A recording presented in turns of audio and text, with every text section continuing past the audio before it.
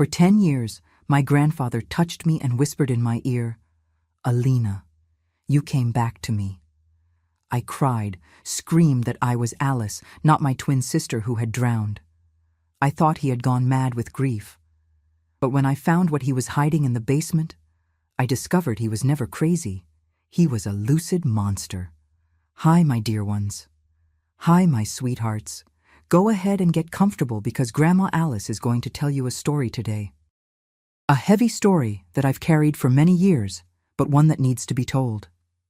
My name is Alice Medford. I'm 78 years old, and I live here in Eagle River, Wisconsin, the same town where I was born back in 1947. You see, Eagle River is a town in northern Wisconsin, cold enough to ache your bones in winter, with that fog that seems to cover the old secrets we keep in our hearts. This is where I still live today, in the same region where everything happened, where I buried my past and tried to be reborn. Nowadays, my routine is simple and brings me some peace. Every morning, after I have my hot coffee with homemade bread, I pick up my crochet basket and go to the living room. I make rugs, tablecloths, those doilies we used to make back in the day. I learned from my mother when I was a girl, and today crochet is what keeps me sane, you know? It's my therapy, my meditation. Each stitch I make, it's like I'm sewing back together the pieces of my soul that were torn apart. Oh, and before I continue my story, I wanted to make a special request of you. If you're enjoying listening to me, click that like button down there and subscribe to Grandparents' Tales, okay? Turn on the notification bell too, because I have other stories to tell, stories that might help someone who knows. And tell me here in the comments, what little town are you watching from? And what time of day did you find Grandma's video? Is it in the morning, having coffee, or in the evening, after work? I always read all the comments, and I'm so happy to know where you're from, to know there are people from all over America and even abroad listening to me. Tell me, okay? Let's create a chain of kindness, because kindness is what we need most in this world. Well, what I came to tell you today is about a very deep pain I carry. It's about my twin sister, Alina. It's about my grandfather, Benjamin. And it's about 10 years of my life that were stolen from me in a way you can't imagine. You're going to hear about abuse, terrible secrets, a basement that held more than rats and old junk. But you'll also hear about survival, about two sisters who found each other again when all seemed lost, and about how we can move forward even after hell. So, my dear ones, come with me. I'm going to need your strength to tell all of this, because even after all this time, it still hurts. It still hurts like it was yesterday, but it needs to be said. It needs to be heard, because maybe, just maybe, my story will help someone going through something similar to find strength, not to give up, to seek help. Take a deep breath with me. Let's go. I was born in 1947, along with my twin sister Alina, on a farm on the outskirts of Eagle River. My father's name was Oliver Medford, a tall man with calloused hands from so much work in the fields, and my mother was Teresa, a sweet woman who smelled like lye soap and cornbread. We lived in a large wooden house with those wide boards that creaked when we ran from room to room. The house had been built by my grandfather Benjamin decades earlier, when he arrived on these lands with his wife, my grandmother Clara, who died in childbirth when my father was still a child. The farm was in a valley surrounded by pine trees, those huge pines that are the hallmark of northern Wisconsin. In winter, which here in Eagle River is truly harsh, we'd wake up and see the white frost covering everything, looking like sugar. My mother would light the wood stove before dawn, and the smell of smoke mixed with brewing coffee was what woke us up, Alina and me, every morning. The house had 4 bedrooms, a large living room with a long table that could seat 10 people, the kitchen, which was the heart of the home, and a basement. The basement had always existed. It's where my grandfather kept tools, sacks of potatoes, onions, provisions. A dark, damp place that smelled like wet earth. We never liked going down there. My father would say, "Girls, be careful with those stairs, okay? They're dangerous." And we obeyed. Obedient children don't go down where they shouldn't, right? Alina and I were inseparable. Identical twins. The only difference was that I had a tiny mole behind my right ear, and Alina didn't. My mother put gold earrings in my ears when I was born, and silver ones in Alina's, just so she could tell us apart when we were babies. But as we grew, our personalities became different. I was quieter, more likely to stay close to Mom helping with household chores. Alina was wild, liked to run in the pasture chasing chickens, climbing trees, getting all muddy. Our routine was simple but happy. We'd wake up early, have coffee with milk fresh from the cows, homemade bread with butter made by Mom, sometimes a piece of cheese. Then, if it was a weekday, we'd go to the little schoolhouse about 2 miles away, a one-room wooden building with just one teacher, Mrs. Norma, who taught all grades together. We walked hand in hand, Alina and I, along the dirt road that cut through neighboring farms. When we returned from school, around 11:30, noon, lunch was ready. Rice, beans, pot roast, fried cornmeal mush. My mother cooked like a blessing. After lunch, we had to help. I washed dishes, Alina swept the floor, we took turns. In the afternoon, if there was time left, we played. And how we played, my God. We had rag dolls that Mom made for us, but what Alina really liked was playing by the river. Ah, the river, Pine River, which cut through our farm at the back, passing through an area of dense woods. The water was dark, cold, ran fast in some parts, and my father always warned, "Don't go to the river alone, you hear? That's treacherous." But Alina loved it. She'd stay on the bank, wetting her feet, collecting colorful pebbles. I'd go along, but always afraid. There was something about that river that gave me chills. My grandfather Benjamin lived with us. He was a serious man, of few words, already elderly at that time, must have been in his early 60s. He worked little because his back couldn't handle the weight of the hoe anymore. He spent his days sitting on the porch, smoking his hand-rolled cigarettes, looking at the horizon. He was affectionate with us when we were small, you know. He called us my beautiful granddaughters, brought honey candy from town when he went to downtown Eagle River to sell farm products. Alina and I liked him. He told stories from the old days about how he'd pioneered those lands, planted every tree, built every fence. We listened with shining eyes. We had some friends in the neighborhood, other children from nearby farms. Jennifer, daughter of Mr. Gerald, who had a property next to ours. Susan, who lived farther away, but we met at school. We played Ring Around the Rosie tag house. On weekends, if there was a church social at St. John's, there in the nearest village, we'd go all dressed up, in print dresses, our hair tied with ribbons. We were happy in our simplicity. Eagle River in the 50s was like that, my dear ones. Country life, farm life, where everyone knew each other and helped each other. But you know when you feel something is wrong, even without being able to explain it? When I was about 10, 11 years old, I began to notice a different way my grandfather looked at Alina. It wasn't the look of an affectionate grandfather. It was something else. A longer look, more intense. He'd ask her, "Alina, come here, sit on Grandpa's lap." And she'd go, innocent. He'd run his hand through her hair slowly, smell it, close his eyes. I'd watch without understanding. My mother noticed too because I saw her frown, call Alina back. "Alina, come help me in the kitchen." She'd take my sister away from him.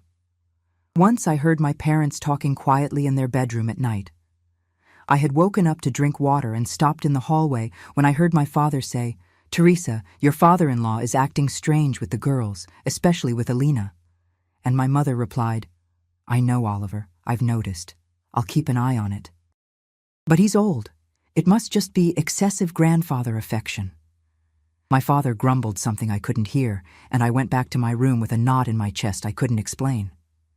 Alina never complained about anything, but I noticed that she sometimes avoided being alone with Grandpa. When he called, she'd make excuses. "Grandpa, I can't right now. I have to help Mom." Or she'd pull me along. "Alice, come with me." As if she needed me near her. The years passed. Alina and I grew up. Our bodies changed. We became young ladies. And Grandfather Benjamin's look also changed. It became heavier, darker. But we didn't understand. We were just two country girls, innocent, who thought the world was good and people were good. It was when we turned 13 in March 1960 that everything began to fall apart. My mother had thrown a small party for us with cornbread cake and orange juice. Our friends came, we played, sang happy birthday. But that night, after everyone left, Alina woke me up in the dark. She was crying softly. "Alice," she whispered. Grandpa came into our room. He stood there watching me sleep. I woke up and saw him there, standing in the doorway, just watching. I got scared and pretended I was still asleep. My heart raced. I hugged my sister and slept clinging to her all night. From then on, everything began to change. And Pine River, which already gave me chills, was going to become the scene of a tragedy that would change our lives forever. It was on a Sunday in July 1960, harsh winter, that the world as I knew it ended. I remember every detail of that day as if it were branded with hot iron in my memory. The sky was gray, heavy, the kind that looks like it's going to snow, but here in Eagle River it rarely snows. It was a cutting cold, damp that got into your bones. Alina had woken up restless, wanting to go to the river. "Alice, let's go just for a little bit. I saw a beautiful heron yesterday. I want to see if it's there again." I didn't want to go. It was too cold. But she insisted so much, pulled my hand in that way of hers, and I gave in. "Okay, but just for a little bit, okay? And we don't get close to the water." My mother was in the kitchen making bread. "Come back soon, girls, and don't get your feet wet, for God's sake. You'll catch pneumonia." We went down the trail that led to the river, passing through the pine forest. The ground was covered with fallen pine cones, and our steps made noise on the dry leaves. We reached the bank. The river was fuller because of the rains from the previous week. The current was strong, the dark water making that constant sound of an angry river. Alina stayed on the bank, crouched down, looking for the heron with her eyes. "It's not here today," she said, disappointed. That's when we heard Grandfather Benjamin's voice. "Alina, Alina, come here." He had come after us, appeared on the trail walking slowly. Alina looked at me, and I saw fear in her eyes. That fear she'd been feeling for months. "Let's go, Alice," she whispered. But Grandpa was already close. "Alina, I need to talk to you. Alice, go back to the house." "Let me talk to your sister here for a moment." I didn't want to leave. But he was our grandfather. He was the authority. I was a 13-year-old girl, obedient. "Go, Alice," Alina said, trying to smile. "I'll be back soon." It was the last time I heard her voice for 10 years, the last time I saw that smile. I went back to the house, but I was restless. Half an hour passed. An hour. Alina didn't come back. I went to the kitchen. "Mom, Alina hasn't come back yet." My mother frowned. "What do you mean? Where is she?" "She stayed at the river with Grandpa." My mother's face changed, turned white. "Oliver!" She screamed for my father, who was in the pasture. "Oliver, come here now!" We all ran down to the river. My grandfather was there, sitting on a rock, his head in his hands, sobbing. "She fell!" he shouted when he saw us. My God, she slipped on the rock and fell. The current took her. I tried to grab her, but the water was too strong. My father threw himself into the river, searching, screaming Alina's name. I stood paralyzed on the bank, looking at that dark water, feeling my world collapse. They called the neighbors. Mr. Gerald came with other men. They searched the rest of the day, went into the river with ropes tied around their waists, searched miles downstream. Nothing. No sign of Alina. The water had swallowed my sister. My mother fell to her knees on the ground, tearing her throat from crying so much. I couldn't cry. I was in shock, mute, hugging my own body, trembling with cold and horror. They searched for 3 days. Divers came from town. Nothing. The body didn't appear. The sheriff came, asked questions. My grandfather repeated the same story, crying, "She slipped. I tried to hold her, but I couldn't." The sheriff wrote everything down, ruled it an accidental drowning, declared my sister dead, even without a body. "It happens a lot in rivers with strong currents," he said. "The body could have gotten stuck under some rock at the bottom or been carried very far away." The funeral was empty. Literally. There was a casket, but it was empty. My mother wanted to do it anyway, needed a ritual, a place to cry, to leave flowers. We buried that empty casket in the St. John's Church cemetery. I remember looking at that hole in the ground and thinking, my sister isn't there. She's somewhere at the bottom of the river, alone, cold. The guilt consumed me. Why did I leave her alone with him? Why did I obey and leave? The months that followed were the darkest of my life until then. My mother fell into a deep depression, stayed in bed all day, crying, not eating. My father tried to be strong, but I saw him crumbling inside. The house became silent, heavy, as if death had moved in. I walked through the rooms like a ghost, waiting to wake up from that nightmare and see Alina sitting at the breakfast table, smiling at me. And then, in November of that same year of 1960, 4 months after losing Alina, I lost my parents. It was the flu that turned into pneumonia. First my mother, who was already weak from suffering so much, from not eating. She died in 3 days of fever. My father couldn't bear the pain of losing his wife after having lost his daughter. He simply gave up on living. He got sick along with her, stayed in bed next to my mother's body waiting for the priest to come for last rites, and never got up again. He died 2 days after her, of sadness and pneumonia. Of that I'm sure.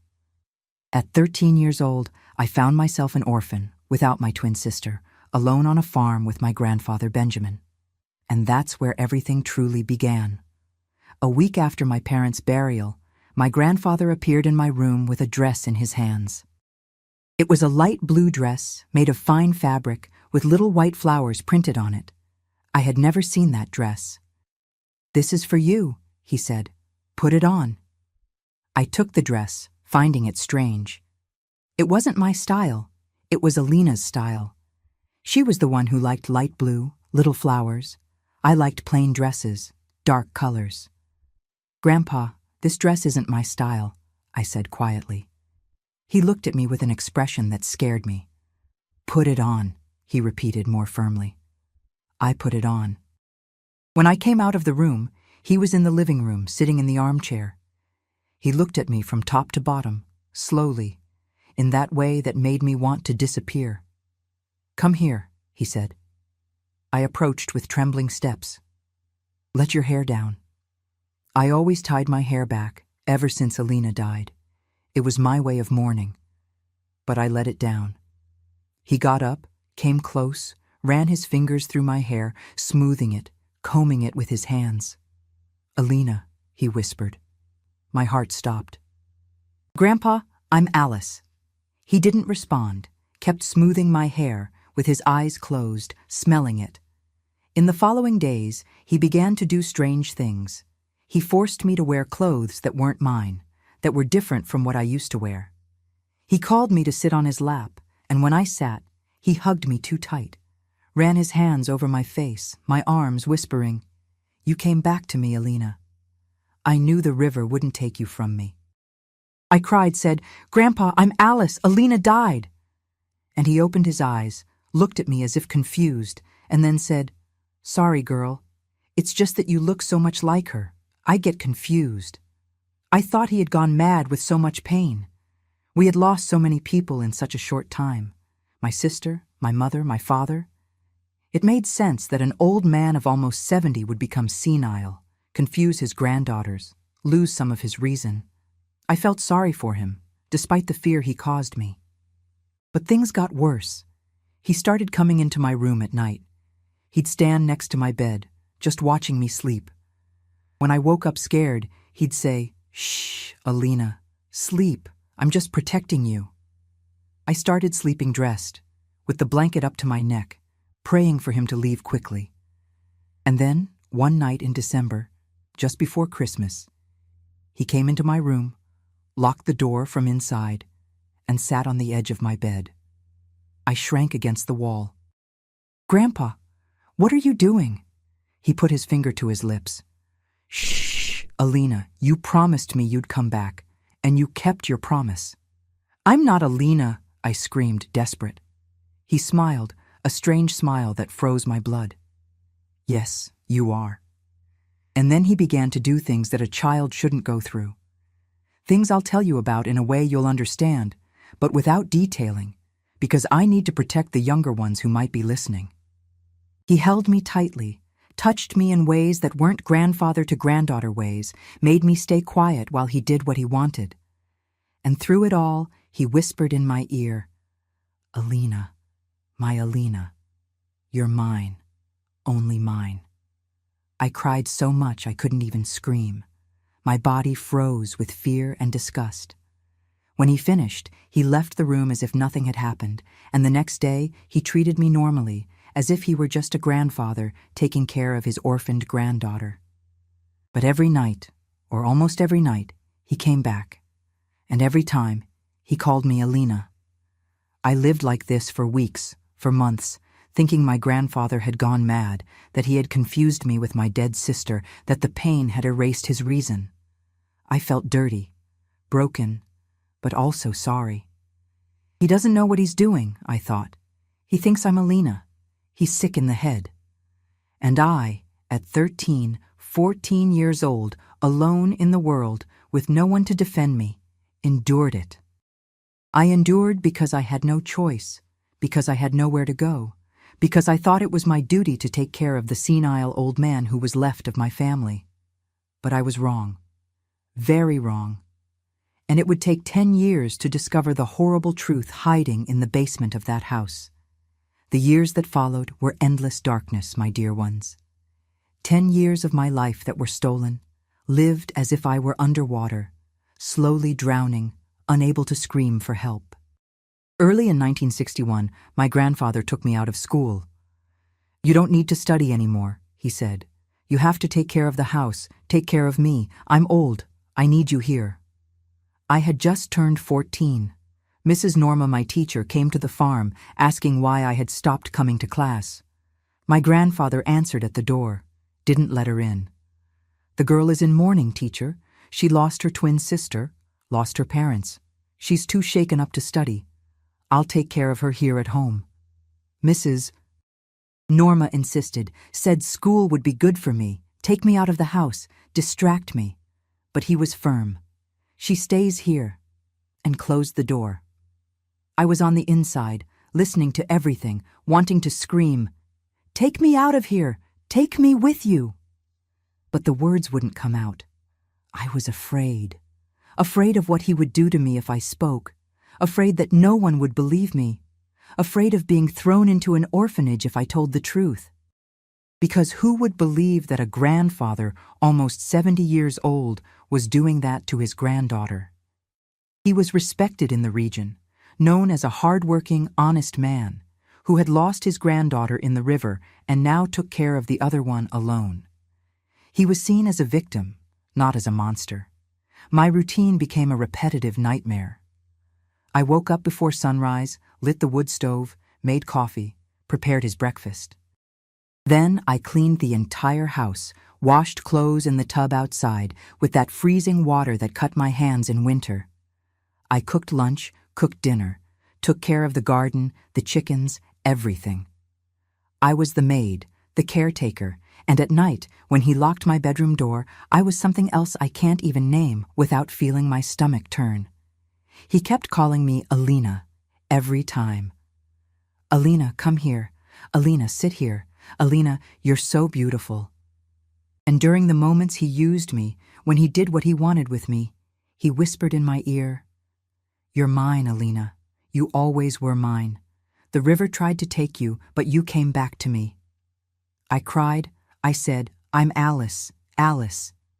And he'd smile, run his hand over my face wet with tears, and say, "Shh, you don't need to pretend. I know who you are." There was one time, I must have been about 16, that I tried to ask for help. It was on a Sunday, church day. My grandfather took me to St. John's Church once a month to keep up appearances so people wouldn't find it strange. I'd dress all in black, still in mourning, and go silently beside him. After Mass, the ladies would come talk to me. Poor little Alice, lost everyone so young. How good that your grandfather is taking care of you, girl. I'd force a smile, swallow the lump in my throat. That specific Sunday, I saw Mrs. Jennifer, my old friend's mother. She came to hug me, and in the hug, I whispered quietly, desperate, "Mrs. Jennifer, I need help. My grandfather, She released me, looked into my eyes. "He what, child?" I opened my mouth to tell, but at that moment my grandfather appeared beside me, put his heavy hand on my shoulder. "Alice is still very shaken," he said to Mrs. Jennifer, with that tone of a worried grandfather. "Sometimes she says confused things. The trauma of the loss, you know how it is." Mrs. Jennifer made a pitying face. "Poor thing indeed. Needs patience, Mr. Benjamin. She'll get better with time." And she left. My chance had left too. On the way back home, my grandfather said nothing, but when we arrived, he pushed me inside, threw me on the living room floor, and stood looking at me with those dark eyes, full of anger. "If you try again, Alice, you'll go to the same place Alina went. Understood?" I nodded, trembling all over. "Understood?" he shouted.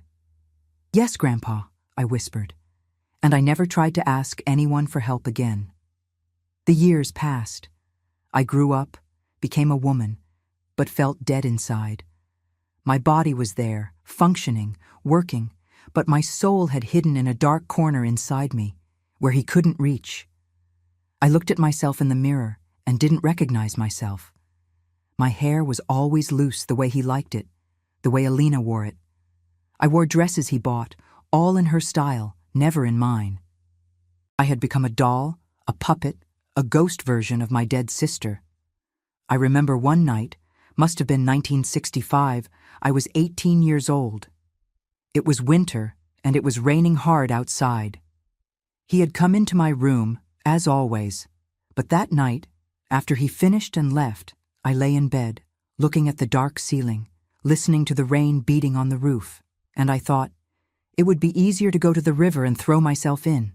End this. Go find Alina, wherever she is. I got up from bed, grabbed a shawl, and went out barefoot in the rain. I walked through the mud, through the darkness, toward Pine River.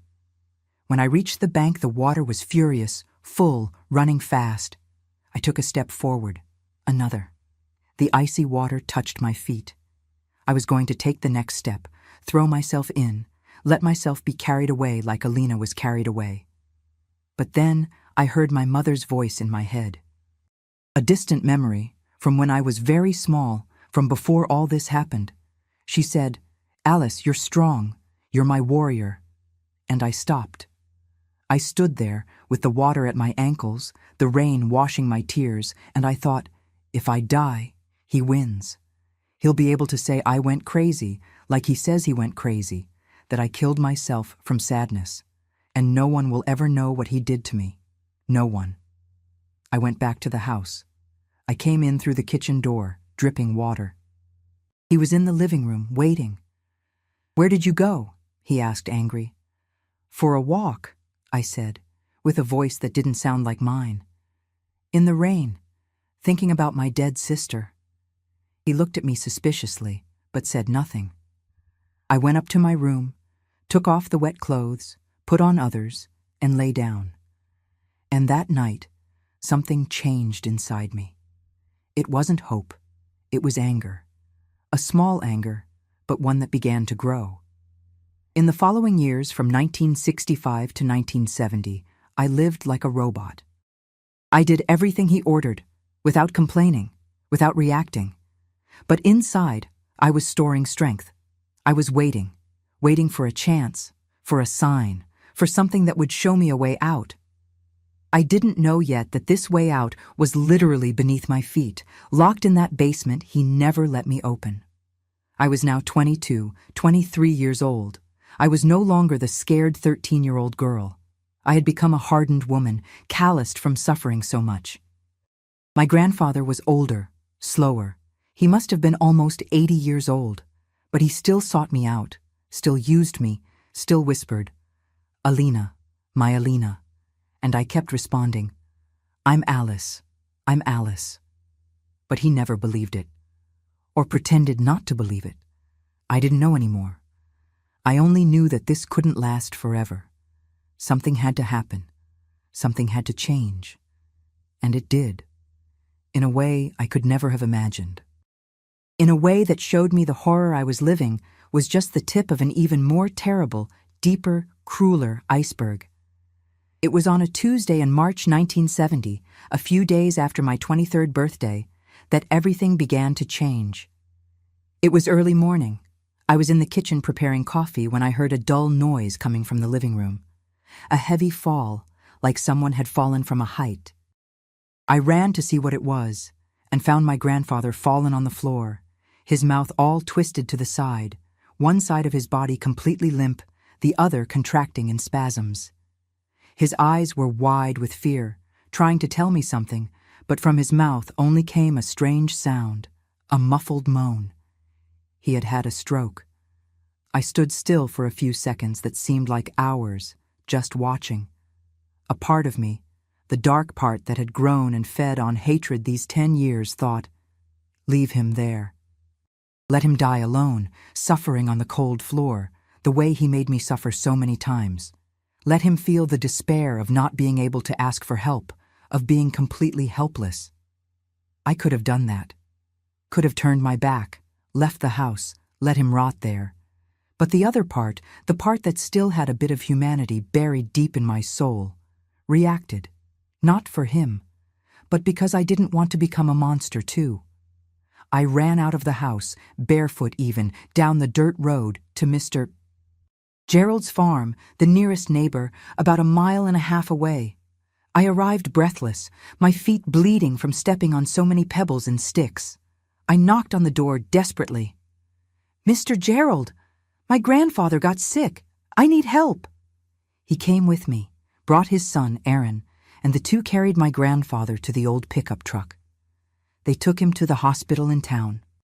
I went along, sitting in the back, holding onto the side of the truck, with the cold morning wind hitting my face, drying the tears I didn't even know were falling.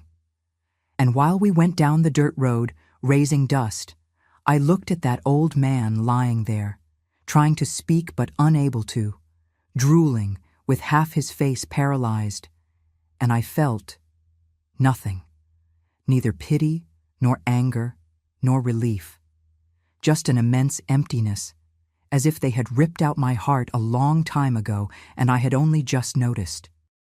At the hospital, which smelled of disinfectant and death, the doctors told me it was serious. He had an extensive stroke, very strong. It affected a good part of his brain. He'll be hospitalized for an indefinite period.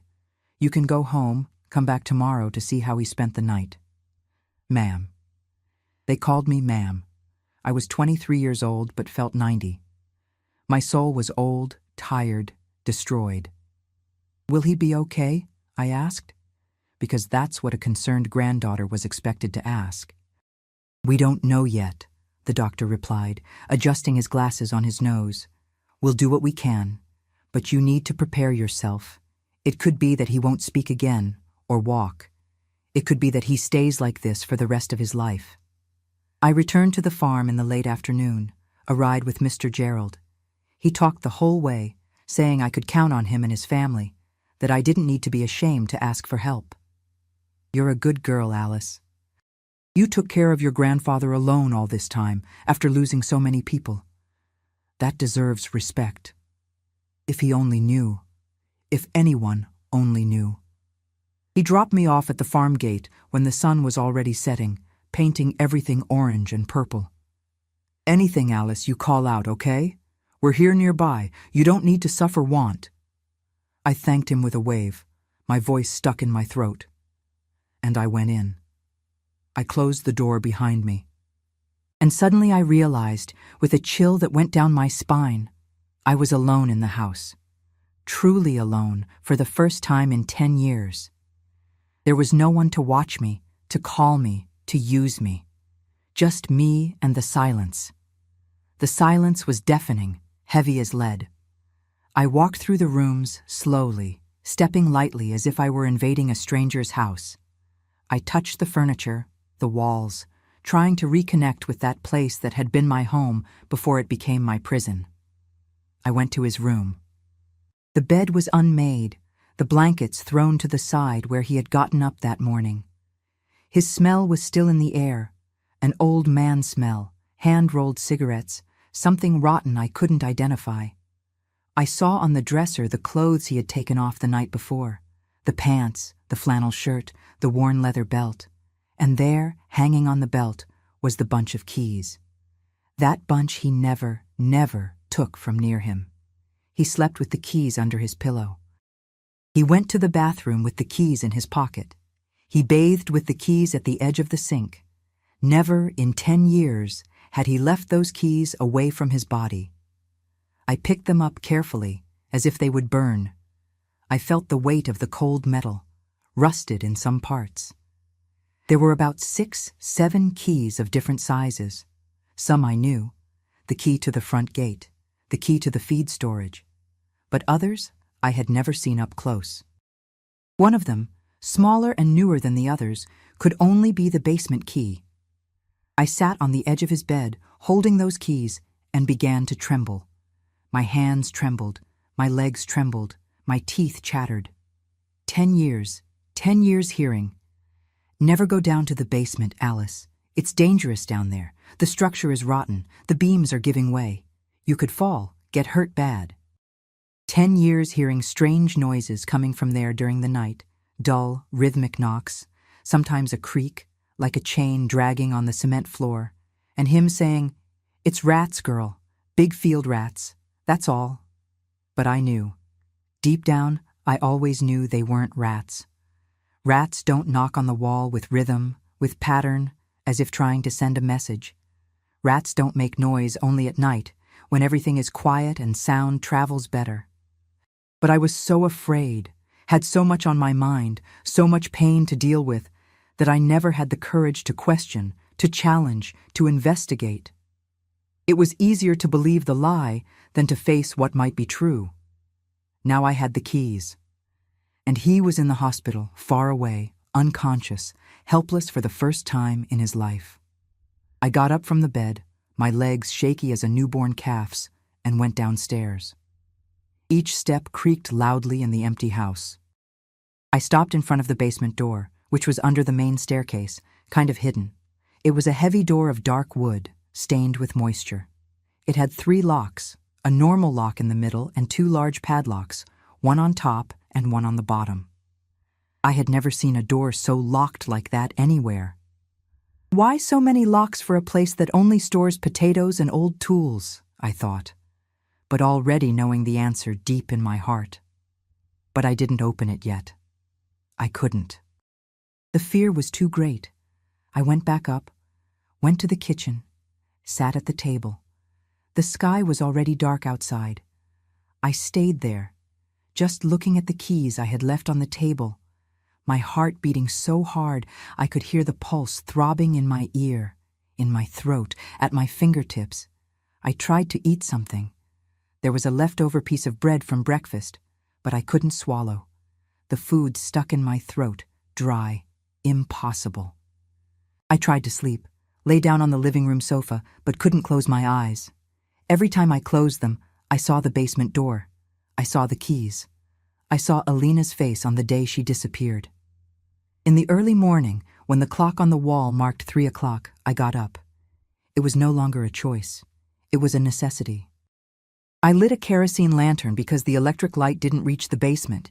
He never wanted to run electricity down there, always said it wasn't needed, that it was wasteful. I went down again, stopped in front of the door. My hands trembled so much I dropped the keys on the floor. The sound of metal hitting wood echoed through the empty house like a gunshot. I picked them up again, squeezed hard to stop trembling, took 3 deep breaths. "Alina," I whispered to the silence, to the dark, to the emptiness. "If you're somewhere, give me strength. Help me do this. I need to know. I need to." I put the first key in the first lock, the middle one. It turned. Click. The sound was loud, final. My heart raced. Second lock, the top padlock. I searched in the bunch, tested 2 keys until I found the right one. Click. Third lock, the bottom padlock. My hand sweated so much the key almost slipped. Click. The door was completely unlocked. I held the lantern with one trembling hand, the other hand on the cold, damp doorknob. And I stopped.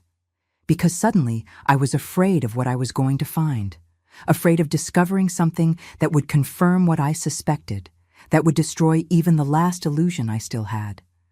Afraid that my grandfather wasn't just a senile old man who confused me with my dead sister because of pain, but something much, much worse. A conscious monster. Deliberate. Calculating. "Open it," a voice inside me said. I don't know if it was my voice, or Alina's, or my dead mother's, or God's. "You have to know. You deserve to know. Open it." I opened the door. The smell that rose was horrible, unbearable, a mixture of mold accumulated over years, urine, feces, dirty body, despair transformed into odor. I covered my nose with my hand, swallowed the bitter vomit that rose in my throat burning. I went down the wooden steps, which creaked loudly under my feet, each step echoing in that cold hole. The light from the lantern illuminated little, made huge and distorted shadows on the walls of damp brick covered with green slime. Down there was bigger than I imagined.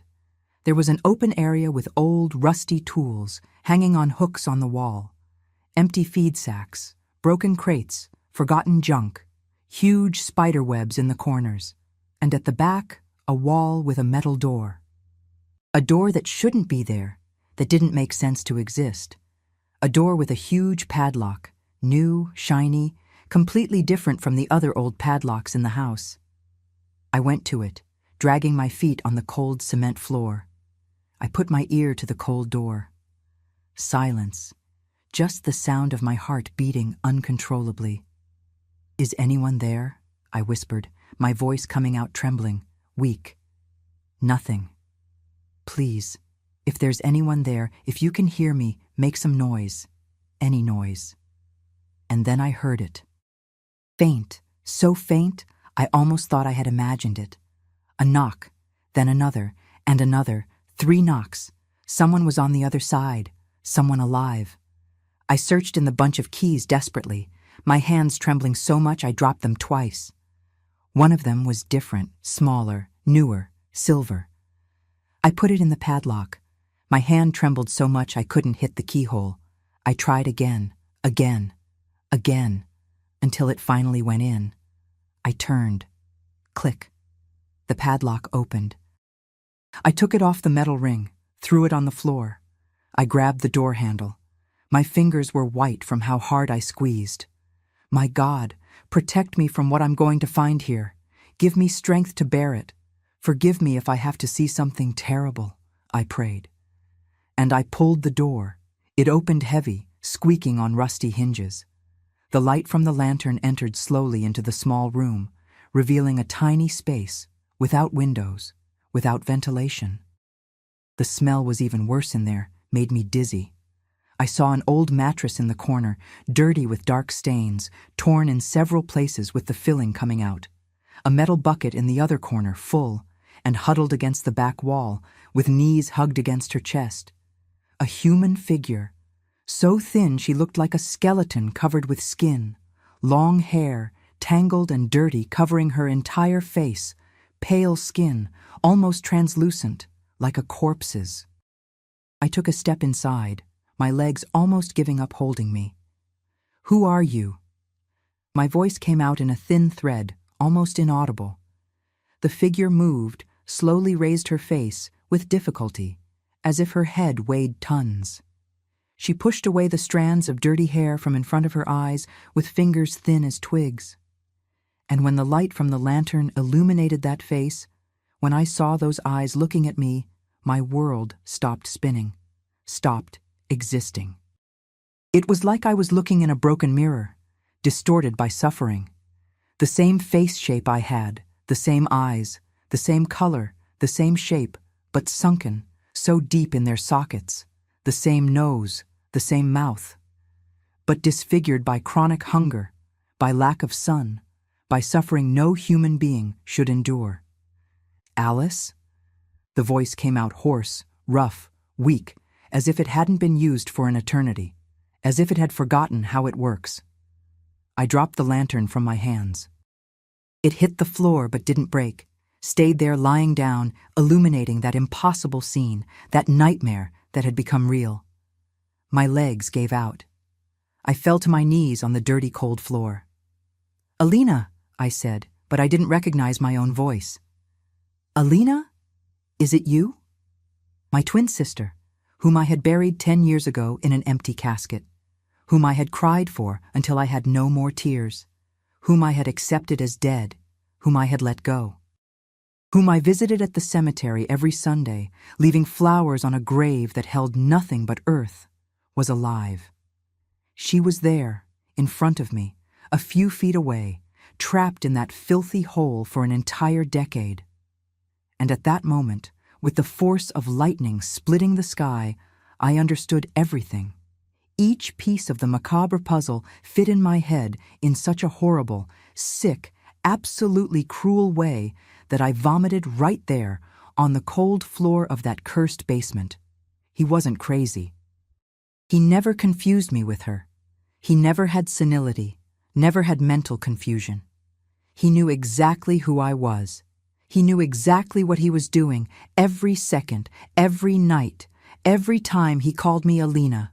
The monster who raised me had hidden my sister alive in the basement all this time. And he used me upstairs, calling me by her name, knowing she could hear, or that I would find out one day and understand. Torturing her with the knowledge of what he did to me. Torturing me with the guilt of not having discovered it earlier. Using one against the other, keeping us separated, trapped, broken, but always together in his sick game. I wiped my mouth with the back of my trembling hand. I crawled to her, crossing that tiny space. I held her face with both hands.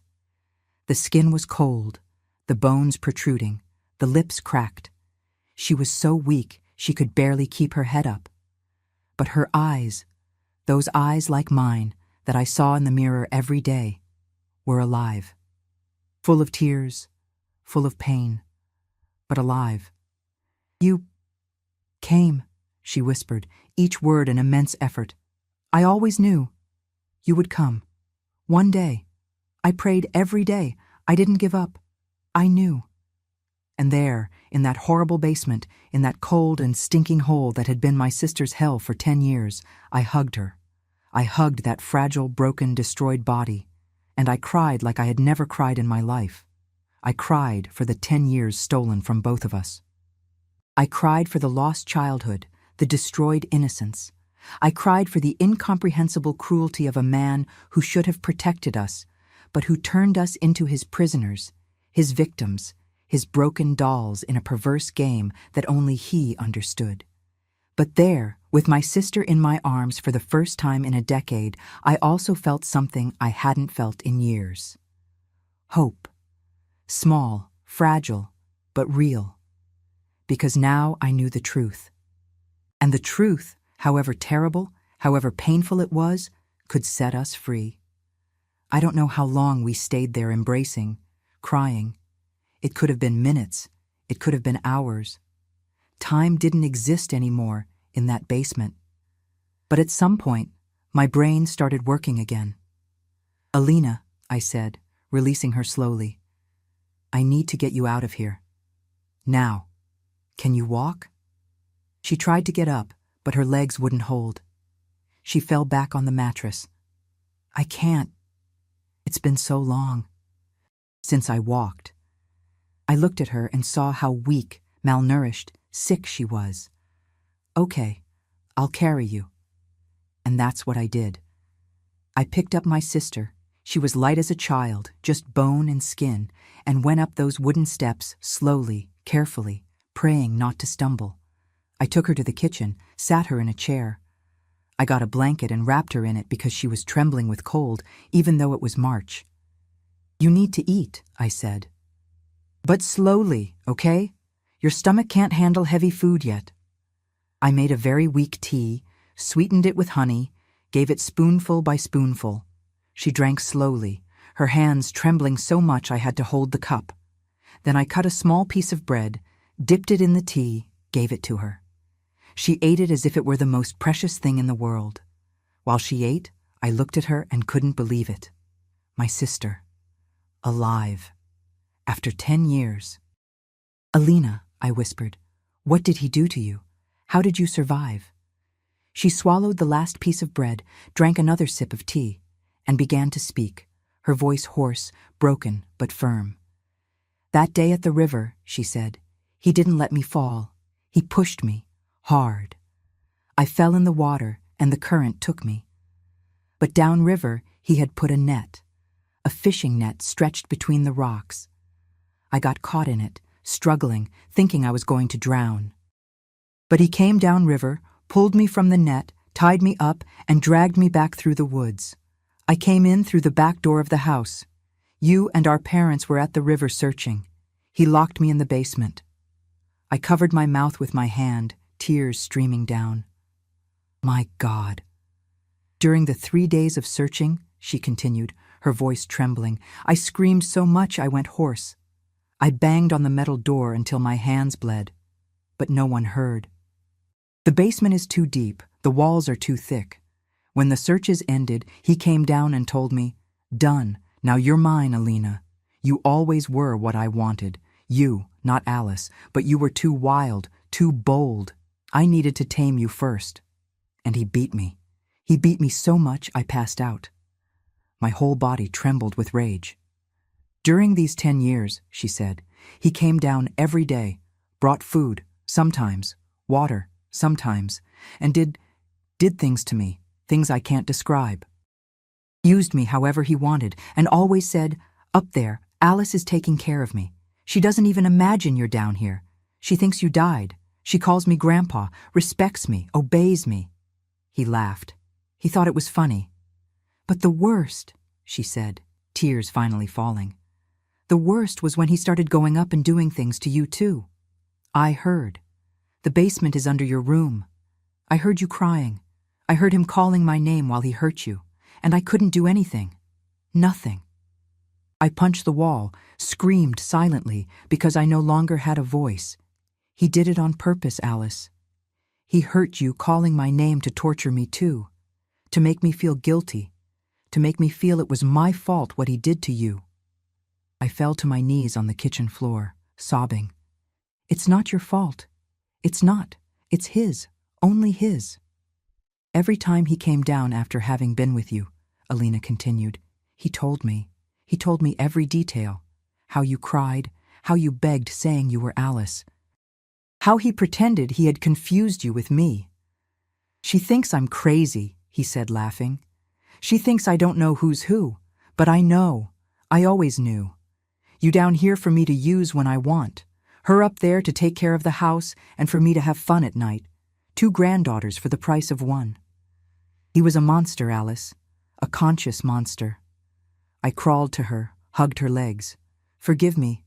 Forgive me for not discovering earlier, for leaving you to suffer here alone. She put her hand on my hair. You didn't know. How could you know?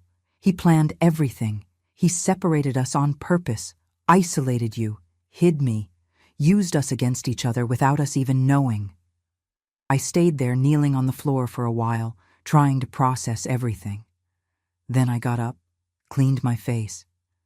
We need to call the police. He needs to pay for what he did. He's in the hospital, isn't he?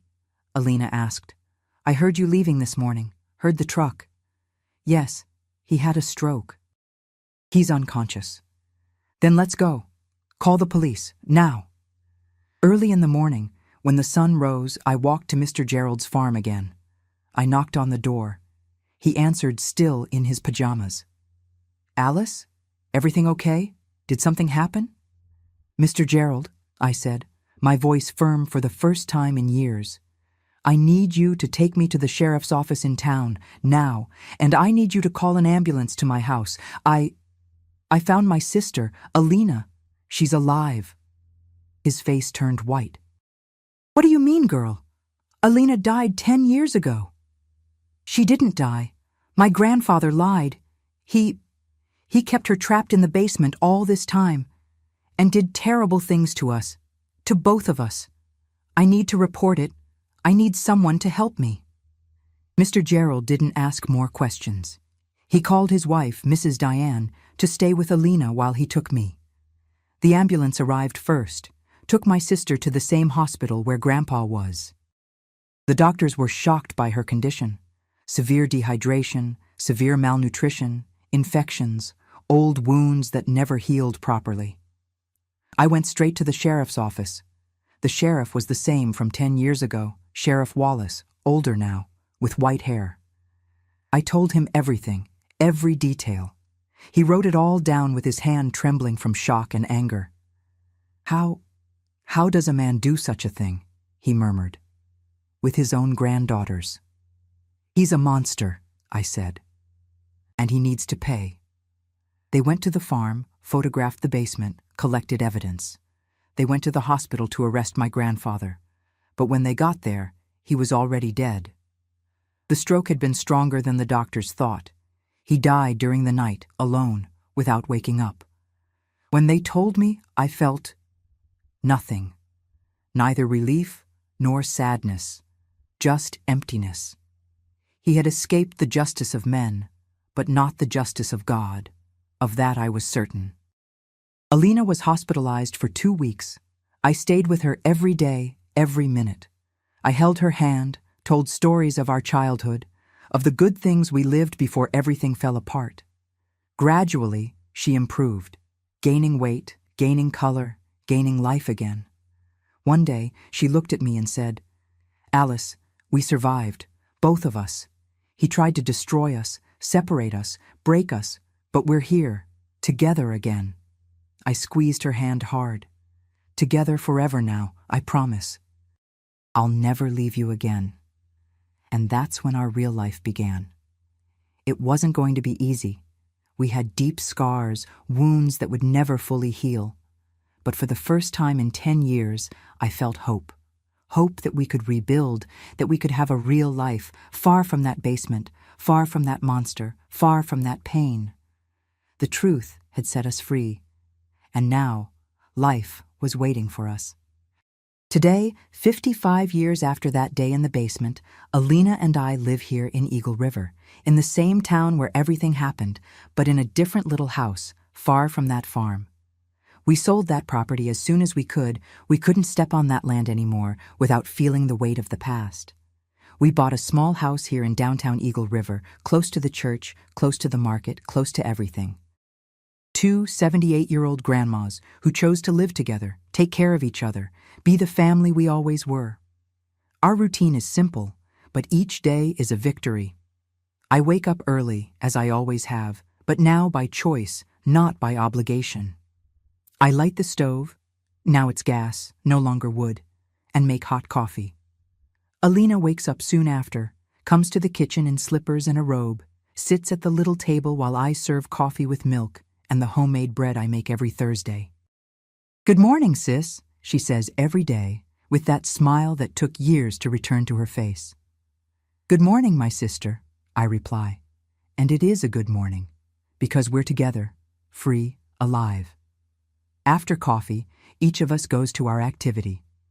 I pick up my crochet basket and go to the living room, sit in my armchair near the window where the light comes in beautifully in the morning. I make my rugs, my tablecloths, those doilies I sell at the town craft fair once a month. It's not much money, but it helps with the bills and keeps me busy. Each stitch I make is proof that my hands, which suffered so much, now create beauty. Alina also found her therapy. She paints. She started about 20 years ago in a painting class that the social worker suggested to help with her recovery. She discovered a talent she didn't even know she had. She paints landscapes, flowers, birds. She never paints people. She still can't. But her canvases are beautiful, full of color, full of life. She sells some at the same fair where I sell my crochet. We're there, the two of us together, our craft booth, talking with customers, laughing at silly things. Our house is small, but cozy. 2 bedrooms. Each of us has our own, because we need our space, our privacy. A living room with an old but comfortable sofa, a small TV that we watch at night, cooking shows, old soap operas, those things. A kitchen that smells like real food, local spices, cake in the oven. A small backyard where Alina planted hydrangeas. She says hydrangeas represent us, resilient, blooming even in difficult soil. We have friends here in the neighborhood. Mrs. Karen from next door, who comes for coffee with us every Saturday. Mr. Isaac from the corner store, who always sets aside the nicest tomatoes when he knows we're going to buy. Father James from the church, who knows our story, not all of it, but knows we went through difficult things, and always includes us in the prayers, invites us to the senior citizen groups. Sometimes, when I look at Alina, I still see the marks of what she went through. She's thinner than me, even after all these years. She has scars, some visible on her body, others invisible on her soul. She doesn't like closed, small places. She sleeps with the hallway light on to this day. She has nightmares sometimes, and when she does, I hear her moving in her room. I go there, sit on the edge of her bed. I'm here, sis. You're safe. He's gone. He can't hurt you anymore. And she calms down, goes back to sleep. I also have my marks. I can't see a basement without feeling my stomach turn. I don't like it when there are old men on the street looking at me. Even knowing they're just innocent old men, my body reacts, my heart races. But we learned to deal with it. We did therapy for years, Alina and I together, sometimes separately. We cried a lot. We screamed. We broke old plates in an exercise the therapist suggested, and gradually we healed. It didn't heal completely. These wounds never truly heal. But the pain became smaller, more bearable. What fills me with the most gratitude is being able to look at my sister every day and see her smiling. See her painting her colorful canvases. See her watering the hydrangeas in the backyard. See her alive, free, whole, despite everything. We didn't marry, didn't have children. The trauma was too great. We never managed to trust someone like that again. But we have each other. And that, my dear ones, that's worth more than anything. We two are the family that remained.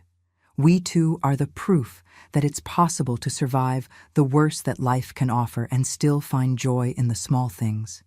In the hot breakfast, in crochet and painting, in hydrangeas that bloom every year, in Mrs. Karen's friendship, in Mr. Isaac's smile, in the peace of knowing that when I lay my head on the pillow at night, I'm safe, and my sister is too. Are there difficult days? There are. There are days when the past comes back heavy, when we cry together, embraced on the sofa, remembering everything we lost, everything that was stolen from us. But there are also beautiful days. Days of sun, of laughter, of cornbread in the oven, of craft fairs, of seeing people admiring our little pieces and saying, "What beautiful work, Miss Alice, Miss Alina." And it's on those beautiful days that I give thanks. I give thanks for having had the courage to open that door. I give thanks for having found my sister alive. I give thanks that we survived together. I give thanks for each day more that we have, free, together, alive. Because we are survivors, Alina and I. And surviving is already a form of victory. My dear ones, my loves, if you're watching this now and you're going through something similar, if someone in your family is hurting you, using you, manipulating you, I need you to hear this. It's not your fault. It never was. It never will be. I spent 10 years thinking my grandfather was confused, sick, senile.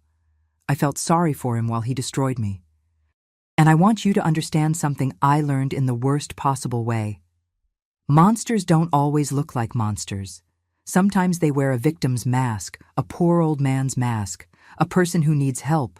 But behind the mask, they know exactly what they're doing. I learned that when your instinct screams that something is wrong, listen.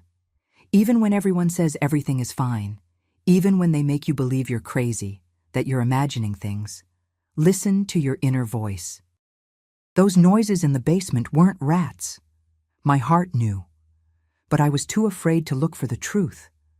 I also learned that opening that door, the door you're afraid to open, the truth you're afraid to discover, can be the scariest thing in the world.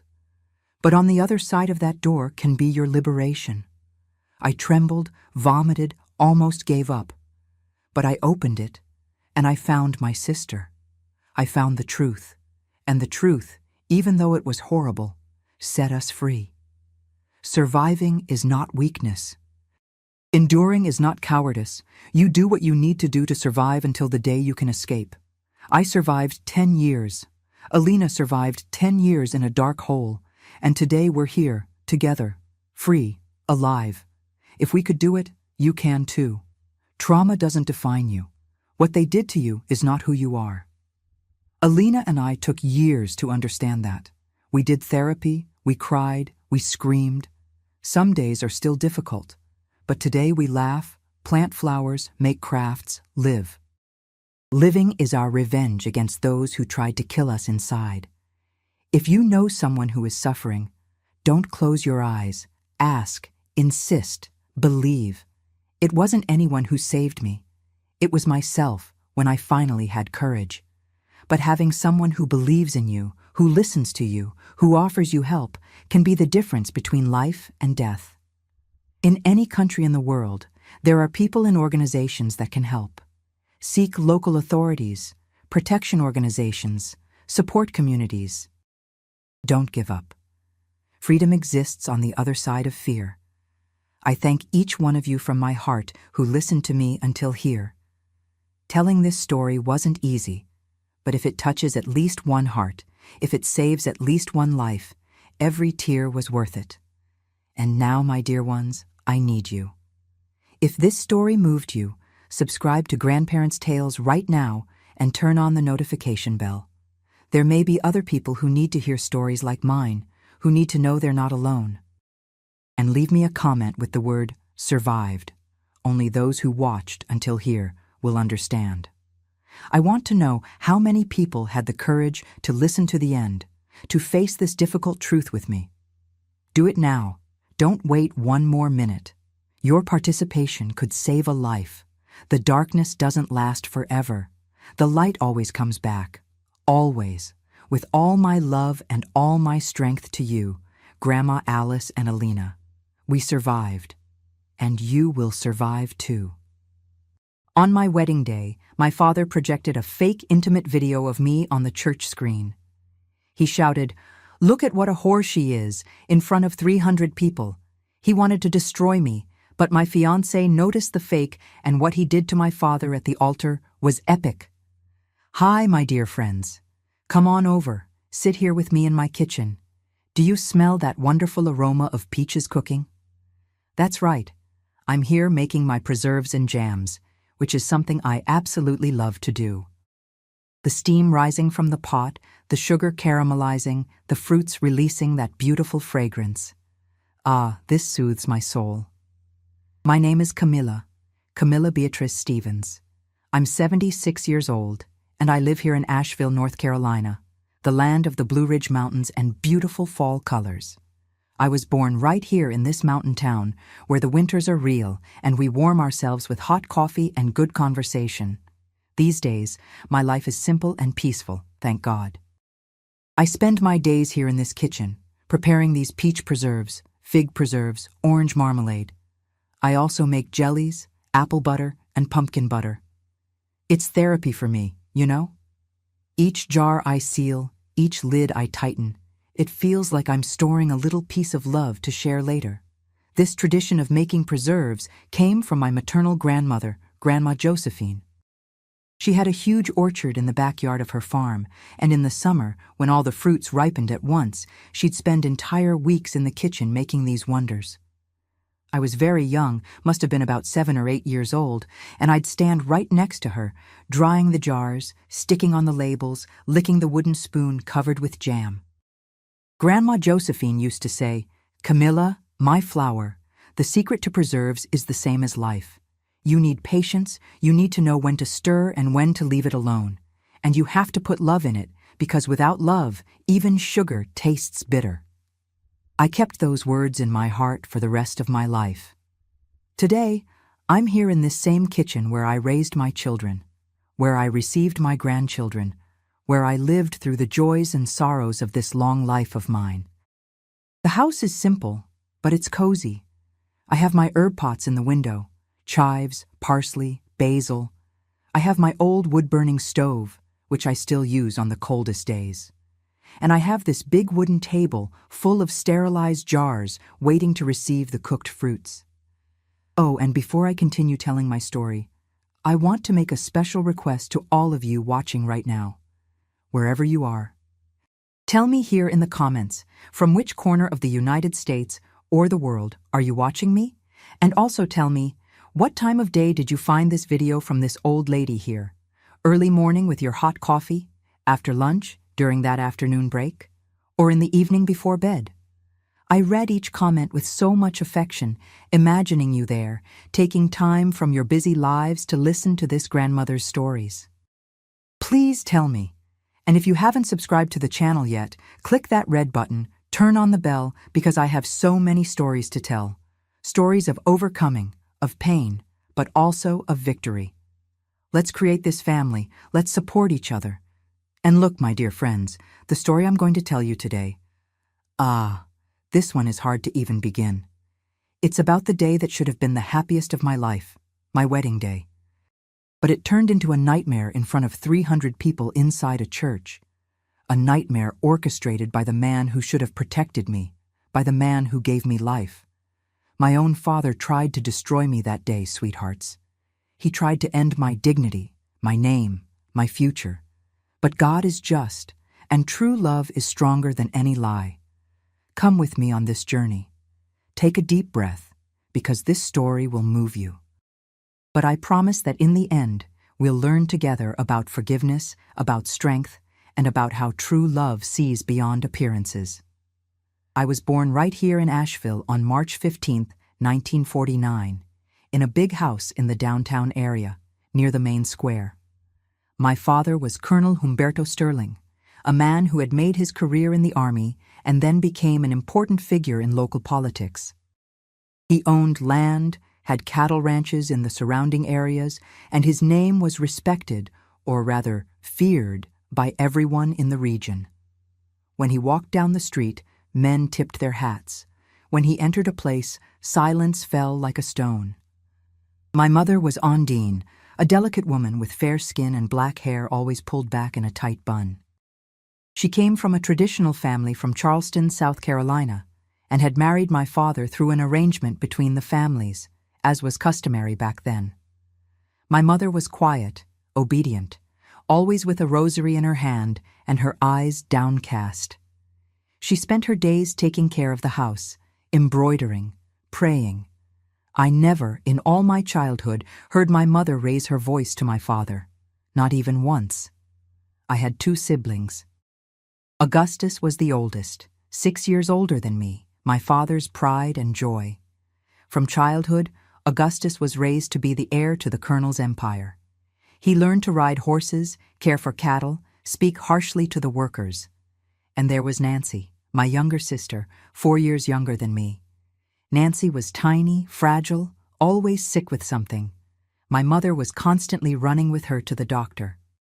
Our house was enormous, 2 stories, with those tall wooden windows painted dark green, red tiles, and an iron gate that creaked every time someone opened it. Inside, everything was dark and silent. The thick curtains didn't let in much light. There was a visiting room we could only enter when important people came over, full of heavy mahogany furniture, a grandfather clock that chimed every hour with a sound that echoed throughout the entire house. My mother kept everything impeccably clean, with the help of Miss Carmela, our housekeeper, an elderly woman who had lived with us since before I was born. My room was on the second floor, a small space with an iron bed, a pine wardrobe, and a window that overlooked the backyard. I loved that window because from there I could see the open sky, the clouds racing by, the birds flying free. It was my escape from that heavy atmosphere downstairs.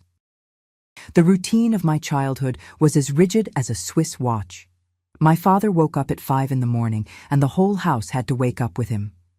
We had breakfast in silence, homemade bread with butter, boiled milk, sometimes a piece of farm cheese. My father read the newspaper, and no one could make noise. Then he'd leave to take care of business, and we'd breathe a little easier. I studied at a Catholic school, Our Lady of Mercy Academy, which was 3 blocks from home. My mother walked me there and picked me up every day, holding hands, walking slowly along the uneven stone sidewalk. At school, I was quiet, obedient, got good grades because I knew my father demanded perfection. He always said, "A sterling cannot be mediocre. We are different. We are superior." After school, I had to go straight home. I couldn't stop at the little park, couldn't play in the street like the other girls. My father said that a girl from a good family shouldn't be exposed, that the street was a place for common people. So I spent my afternoons in the backyard, playing alone or with Nancy when she was healthy. We played with dolls, house, school. I had a rag doll that my grandma Josephine had made for me, with yellow yarn braids and a little calico dress. I called her Clara. Sometimes, when my father was in a good mood, which was rare, he'd let us go to Grandma Josephine's farm on weekends. Ah, those were the best days of my life. At the farm, I could run barefoot, climb trees, eat fruit right off the branch. Grandma Josephine let me help in the kitchen, and that's where I learned to make preserves, as I already told you. She was so different from my father. She laughed loudly, sang while she cooked, hugged me tight, and said I was the most beautiful granddaughter in the world. But those moments were few.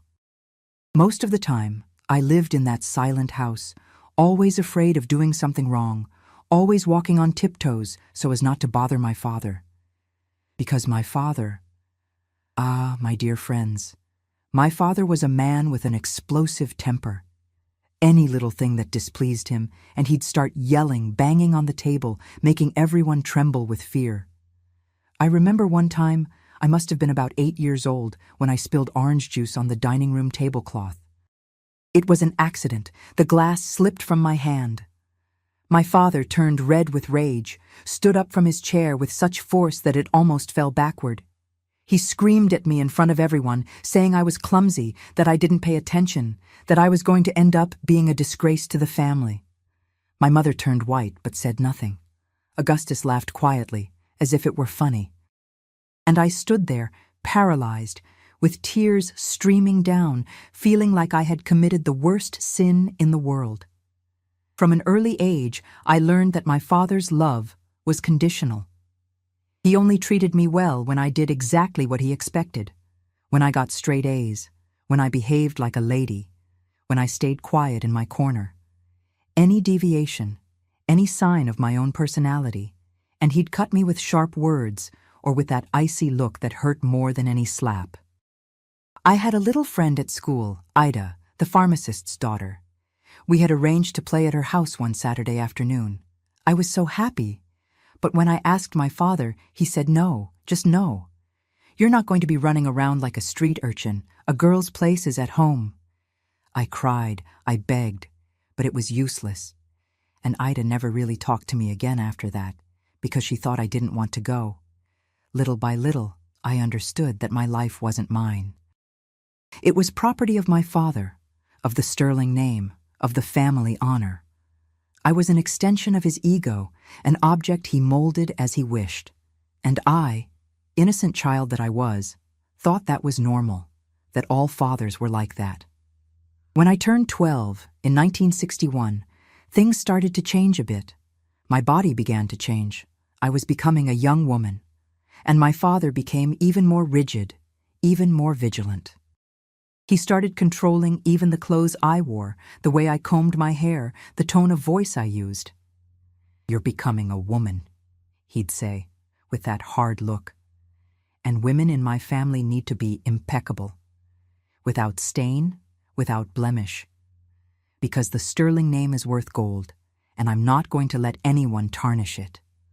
I didn't fully understand what that meant at the time, but I felt, deep down, that this control would only get worse as I grew older.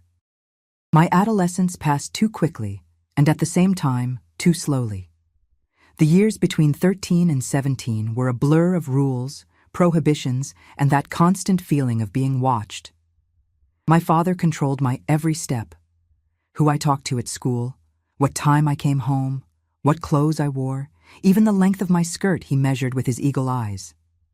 In 1966, when I was 17, I finished high school, and then came the first big fight of my life with my father. I wanted to study. I wanted to go to college for English literature in Charlotte. I loved to read, loved to write. I had a notebook full of poems that I hid under my mattress. But when I told my father about college, he looked at me as if I had said the greatest insanity in the world. "College? For what?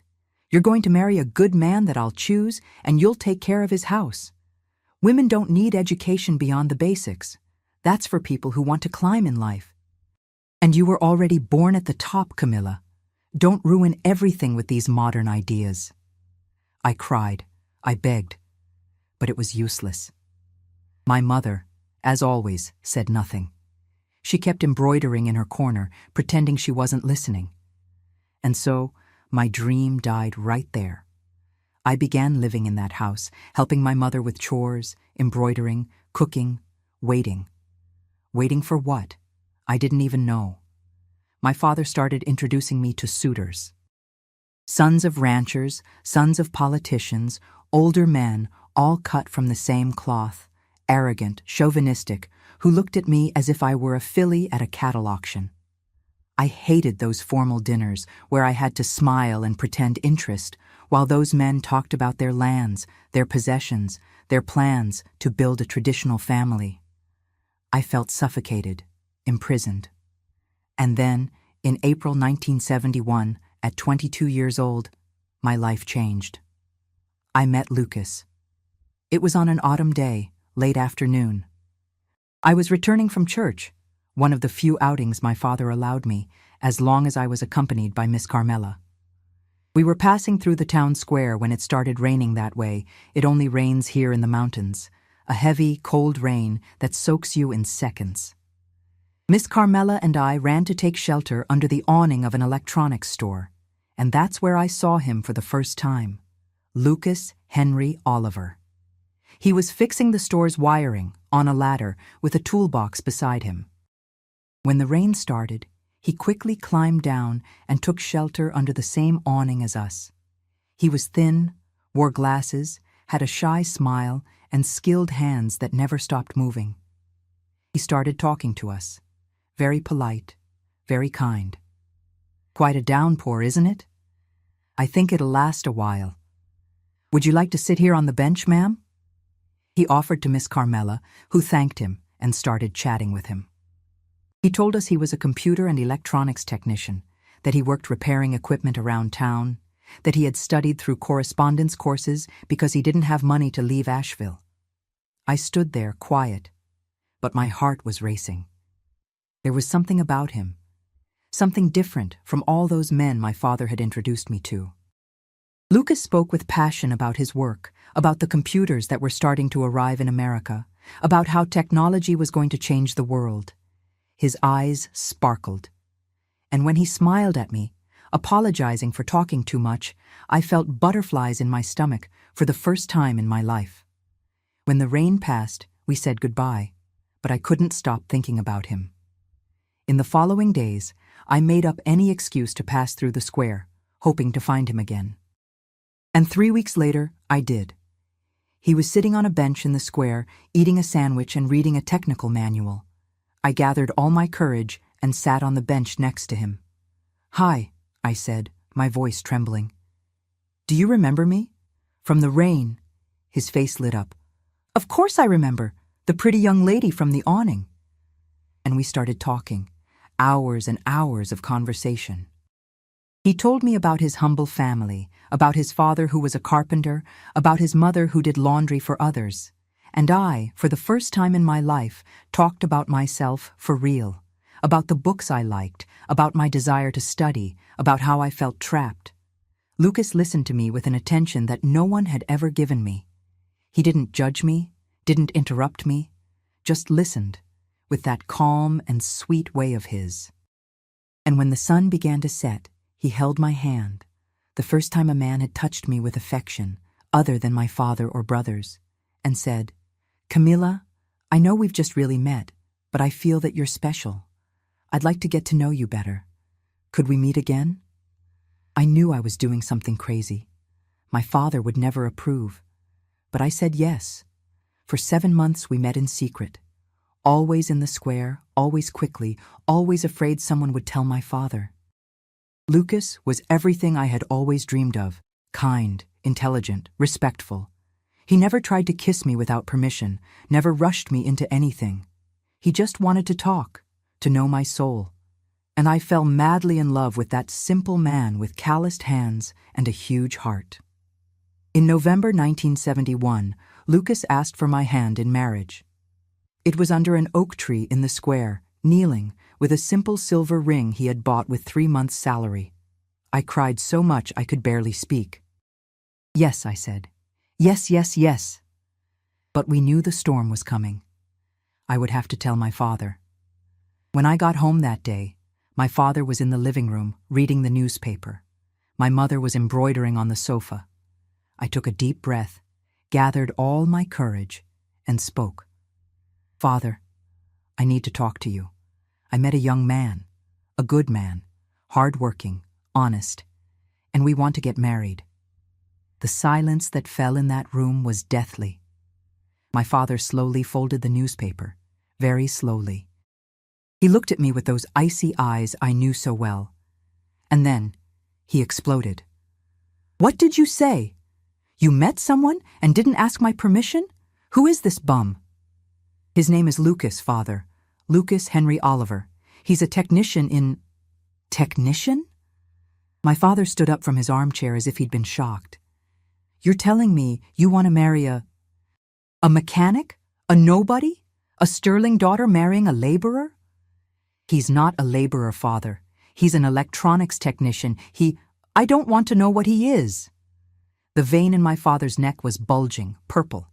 "You're not going to marry that trash. You'll marry who I choose, a man of our standing, not some pauper who'll tarnish the sterling name." I started crying, but this time not from fear, from anger. "I'm going to marry him, Father, with your support or without it." The slap came so fast I didn't even see it.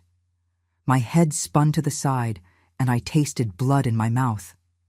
My mother screamed softly and ran to me, but my father pushed her aside. "You're not going to marry him. And if you insist, I'll destroy that worm. I'll make him lose his job. I'll make him disappear from Asheville. Did you hear me well, Camilla? I will destroy him." That night, locked in my room, with my face burning and my heart broken, I understood for the first time the magnitude of hatred my father was capable of feeling. And I understood that this wouldn't end well. But I didn't imagine, not even in my worst nightmares, how far he would be willing to go. After that terrible night, things got much worse at home. My father no longer spoke to me. When we crossed paths in the hallways, he looked away, as if I were a ghost, as if I no longer existed. It was worse than the shouting, worse than the violence. It was a cold, heavy silence that suffocated. But I didn't give up. Lucas and I continued meeting, now even more secretly. He wanted to face my father man to man, but I didn't let him. I knew my father. I knew what he was capable of, and I was afraid, very afraid of what he could do to Lucas. It was in February 1972 that things started getting even stranger. My father suddenly changed his attitude. One morning during breakfast, he spoke to me for the first time in 3 months. "Camilla." His voice was controlled, but I felt the venom behind it. "I've thought a lot about your stubbornness, and I decided that maybe I was too hard. If you really want to marry this Lucas, then fine." I almost choked on my bread. My mother stopped stirring her coffee and looked at him, surprised. Even Augustus, who was having breakfast with us, raised an eyebrow. "What?" I could hardly believe it. "You're saying you accept?" "I accept, but with one condition." He looked into my eyes, and I felt a chill. Something was wrong.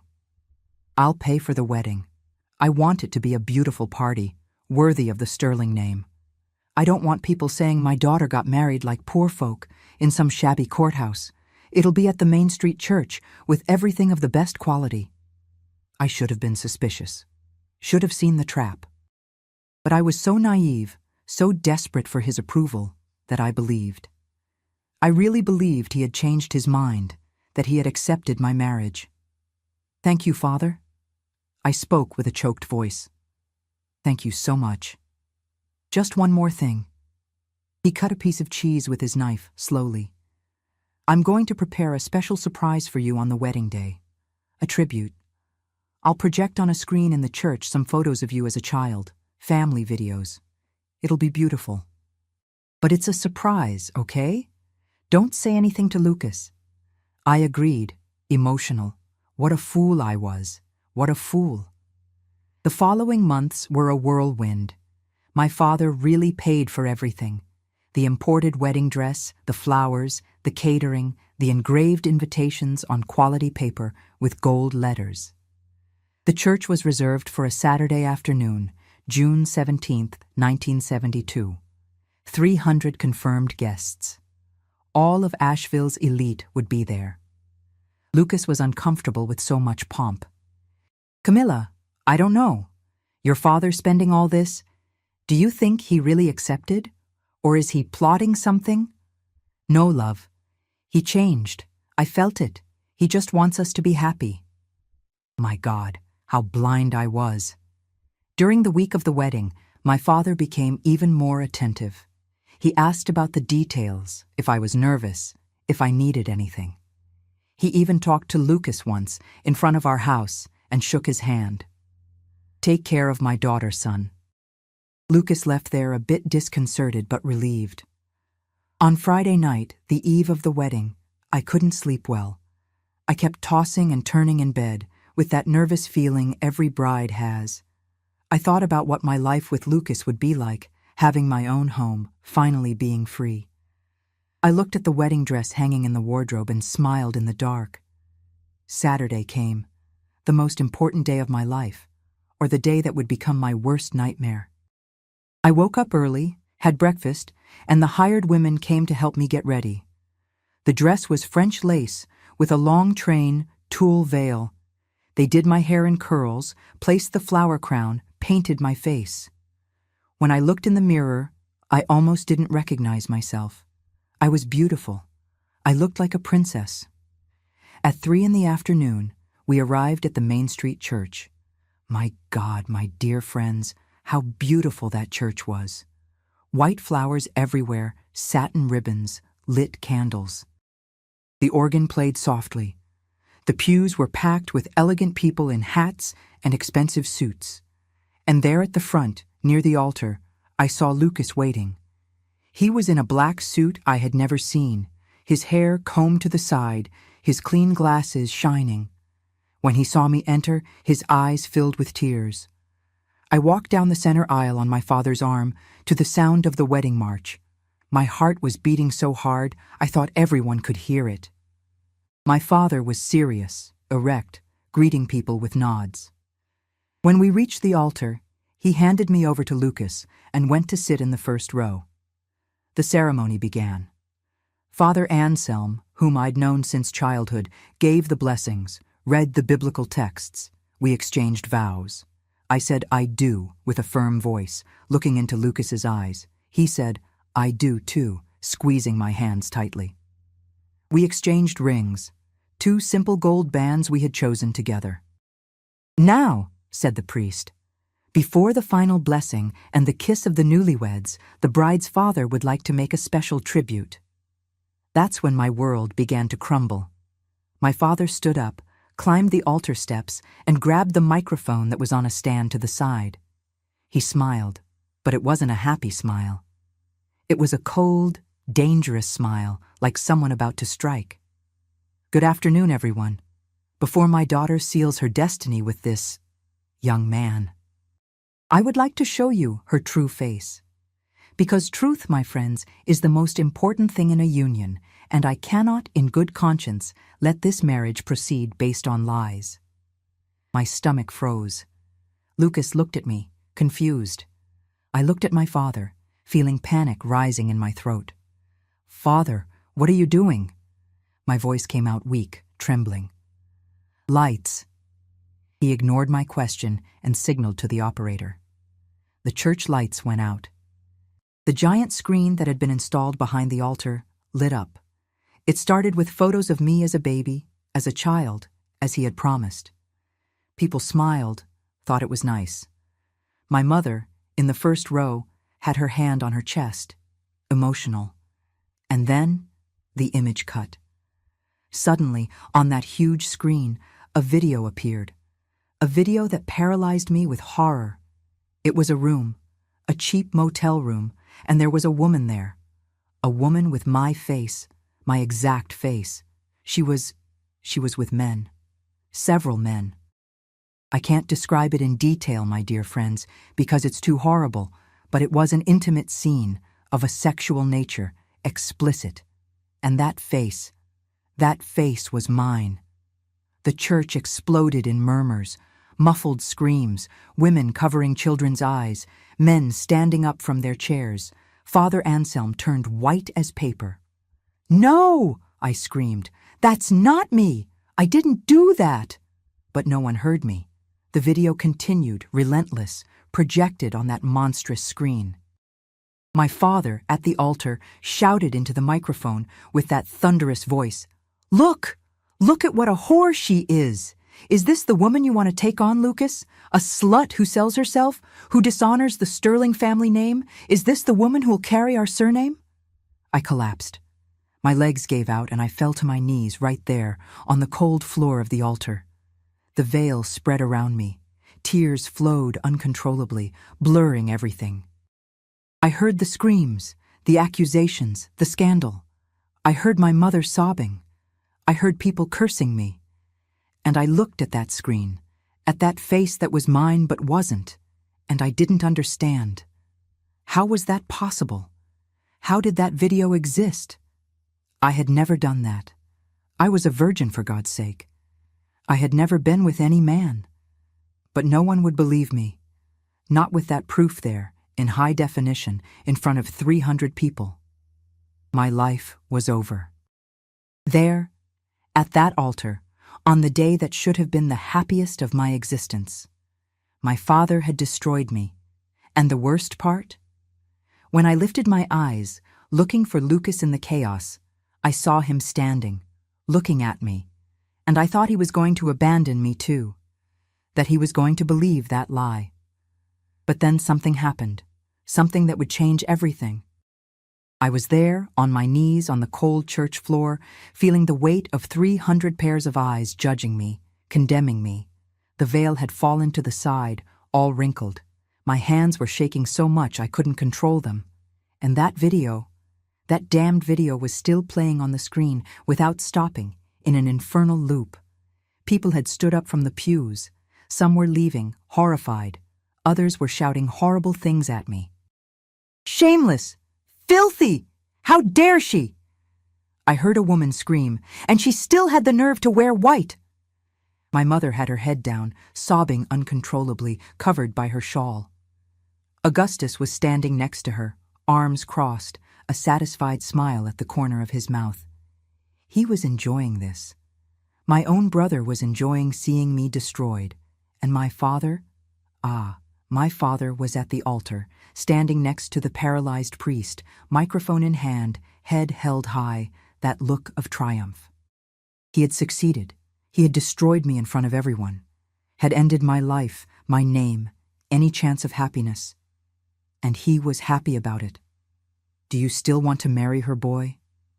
My father turned to Lucas, with contempt dripping from every word. Do you still want this used woman, this liar who deceived you all this time? Because I can have the video stopped now if you want to run out of here and never look back. No one will judge you. You're the victim here. She's the filthy whore. I couldn't look at Lucas. I didn't have the courage. Because deep down, a part of me thought he was going to believe it. That he was going to leave me there, abandoned at the altar, humiliated. After all, how would I prove my innocence? How would I explain that video where my face was so clear, so sharp? I started having a panic attack. My chest tightened, my breathing became short, too fast. Everything spun around me. I felt like I was going to faint, that I was going to die right there. And a part of me wanted to die, wanted to disappear, to cease to exist. I didn't do it, I whispered, but my voice was so weak that I didn't even hear myself properly. I didn't do that. I didn't. That's when I felt a hand holding my hand, a firm, warm hand that gently pulled me up. I lifted my eyes, blurred with tears, and saw Lucas. He was there, in front of me, still holding my hand. He hadn't let me go, not even for a second. Lucas! My voice came out broken. I swear to God, I swear on my life, that's not me. I know. His voice came out calm, firm, without any hesitation. I know it's not you. How do you know? I almost screamed in desperation. You saw the video. Everyone saw. How can you know? And then he did something I'll never forget. He let go of my hand, turned to the screen that was still showing those horrible images, and kept looking. Not with disgust, not with anger, but with those technicians' eyes, analytical, attentive to details. He was looking for something. My father laughed loudly. Ah, want to see it again? Are you enjoying what you see? Want to confirm exactly what kind of— Shut up! Lucas cut him off without even looking. His voice was icy, cutting like glass. I had never heard Lucas speak that way. The people in the church fell silent, shocked. Lucas climbed the altar steps, walked right past my father, and went to the laptop controlling the projection. He paused the video on a specific scene. The image froze on the screen, the woman with my face raising her arms. How much did you spend on this? Lucas turned to my father, eyes narrowed. 10,000? 20? 50? Because this edit is professional, state-of-the-art deepfake technology. Must have cost a fortune. My father stopped smiling. A muscle in his jaw tensed. What are you talking about, boy? I work with technology. Lucas took the microphone from my father's hands with a firm pull. I know deep fakes. I know how to identify manipulated videos, and this one, it's very well done, almost perfect. But there's a problem. He pointed to the screen. The person who made this studied Camilla's face perfectly, copied every detail, but they don't know her body, not like I do. My heart jumped. What was he saying? Camilla, Lucas continued, and his voice echoed throughout the entire church, has a birthmark, crescent-shaped, under her left arm. I saw that mark when we went swimming in the river, when she raised her arm to comb her hair. It's small, discreet, but it's there. It's always been there. He paused, letting the information sink in. The woman in this video has completely smooth skin. No spots, no marks, nothing. The silence in the church was absolute. All the people looked at the screen, trying to see what Lucas was talking about. Don't believe me? Lucas came down from the altar and walked to me. He held my left hand so gently, I wanted to cry again. Excuse me, love. And there, in front of everyone, he lifted my left arm and gently tore the lacy sleeve of the wedding dress. Not violently, carefully, like someone unveiling a precious secret. And there it was, the little mark I'd had since birth. In the shape of a perfect crescent moon, café au lait colored, under my left arm. Lucas turned my arm for the guests to see, then turned to the screen where the paused image showed that woman with her arm raised. Smooth skin, no mark at all. "This," Lucas said, pointing to the screen, "is not Camilla. It's a fake. A lie created by a man so obsessed with control that he'd rather destroy his own daughter than lose her." He turned to my father, and the hatred in his eyes was palpable. "How much did you pay? Huh, Colonel? How much did it cost you to have this fake video made?" My father was red, the veins in his neck bulging. But he didn't answer. He couldn't. "Because I'm sure," Lucas continued, walking to the laptop, "that if I search the history of this computer, I'll find evidence. Emails, transfers, conversations with the company that made the edit." And he did exactly that.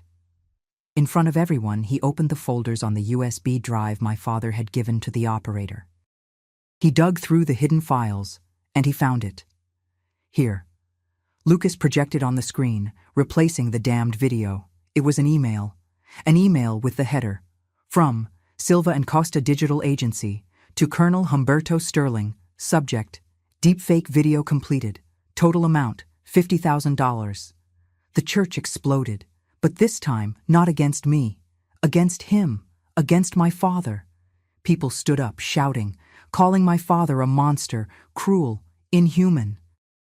Lucas's groomsmen came to the altar, surrounding my father, who tried to run away. Father Anselm, recovering his voice, shouted, "May God have mercy on your soul, Humberto. What you did is unforgivable." And I stood there, still trembling, still in shock, but now with a spark of hope igniting in my chest. Lucas had defended me, had saved me, had proven my innocence in front of everyone.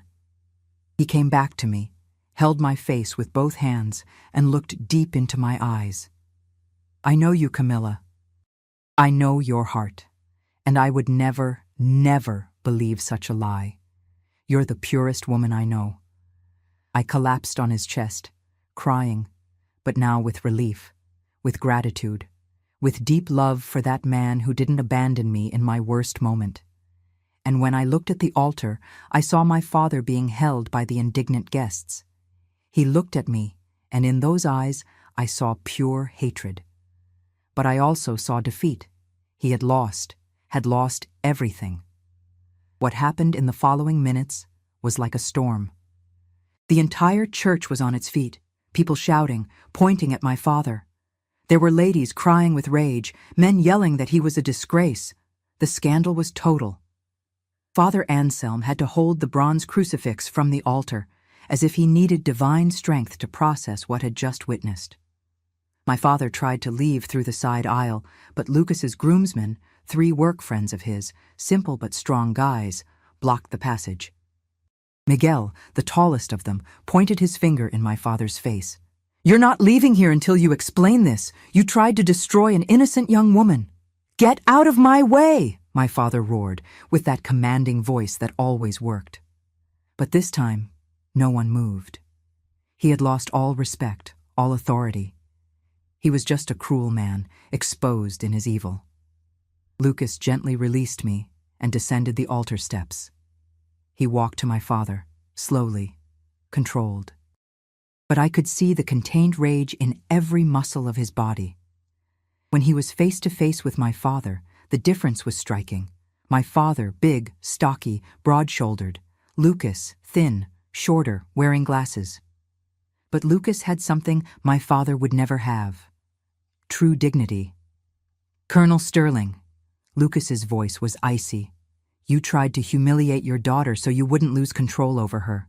You spent $50,000 to create a lie, to tarnish her name, to end her life. All because you can't stand the idea of her making her own choices." "I did what had to be done," my father shouted, completely losing his composure. "She was going to marry a nobody, a pauper. She was going to throw away everything I built, all our tradition. I couldn't allow it." "So you preferred to destroy her?" Lucas took a step closer. You'd rather end her than let her be happy. What kind of father does that? A father who cares about the family's honor. Saliva flew from my father's mouth. You don't understand, you brat. You have no name, you have nothing, but I do. And I wasn't going to let a daughter of mine. The punch came so fast I didn't even see it properly. Lucas, who had never fought in his life, who was peaceful and gentle, threw a right hook straight to my father's face. The sound was horrible, a dry crack, bone against bone. My father staggered backward, fell sitting on the floor with his hand on his face, blood dripping from his nose. The entire church was silent for 2 seconds, and then it exploded in applause. People applauding, shouting, "That's right! Serves him right!" It was surreal. Lucas shook his hand, which must have been hurting, and crouched down at my father's level. You just lost your daughter, and you just lost your honor too, because now everyone knows the kind of man you really are. That's when the real confusion began. Augustus, my brother, came running at Lucas, shouting, "You hit my father, you bastard!" But Lucas's friends held him before he got close. My mother had fainted in some lady's arms, and the church security guards, 2 police officers who had been hired by my father himself to provide security for the event, stood there, not knowing what to do. It was Father Anselm who made the decision. He descended from the altar, walked to the officers, and said with authority, "Officers, Colonel Sterling committed a serious crime here today. Defamation, slander, moral damages, and there's still evidence on the computer over there. I, as a representative of this church and this community, request that you take appropriate measures." The officers looked at each other, uncomfortable. One of them had known my father for years, but the other, younger, nodded. "Father's right.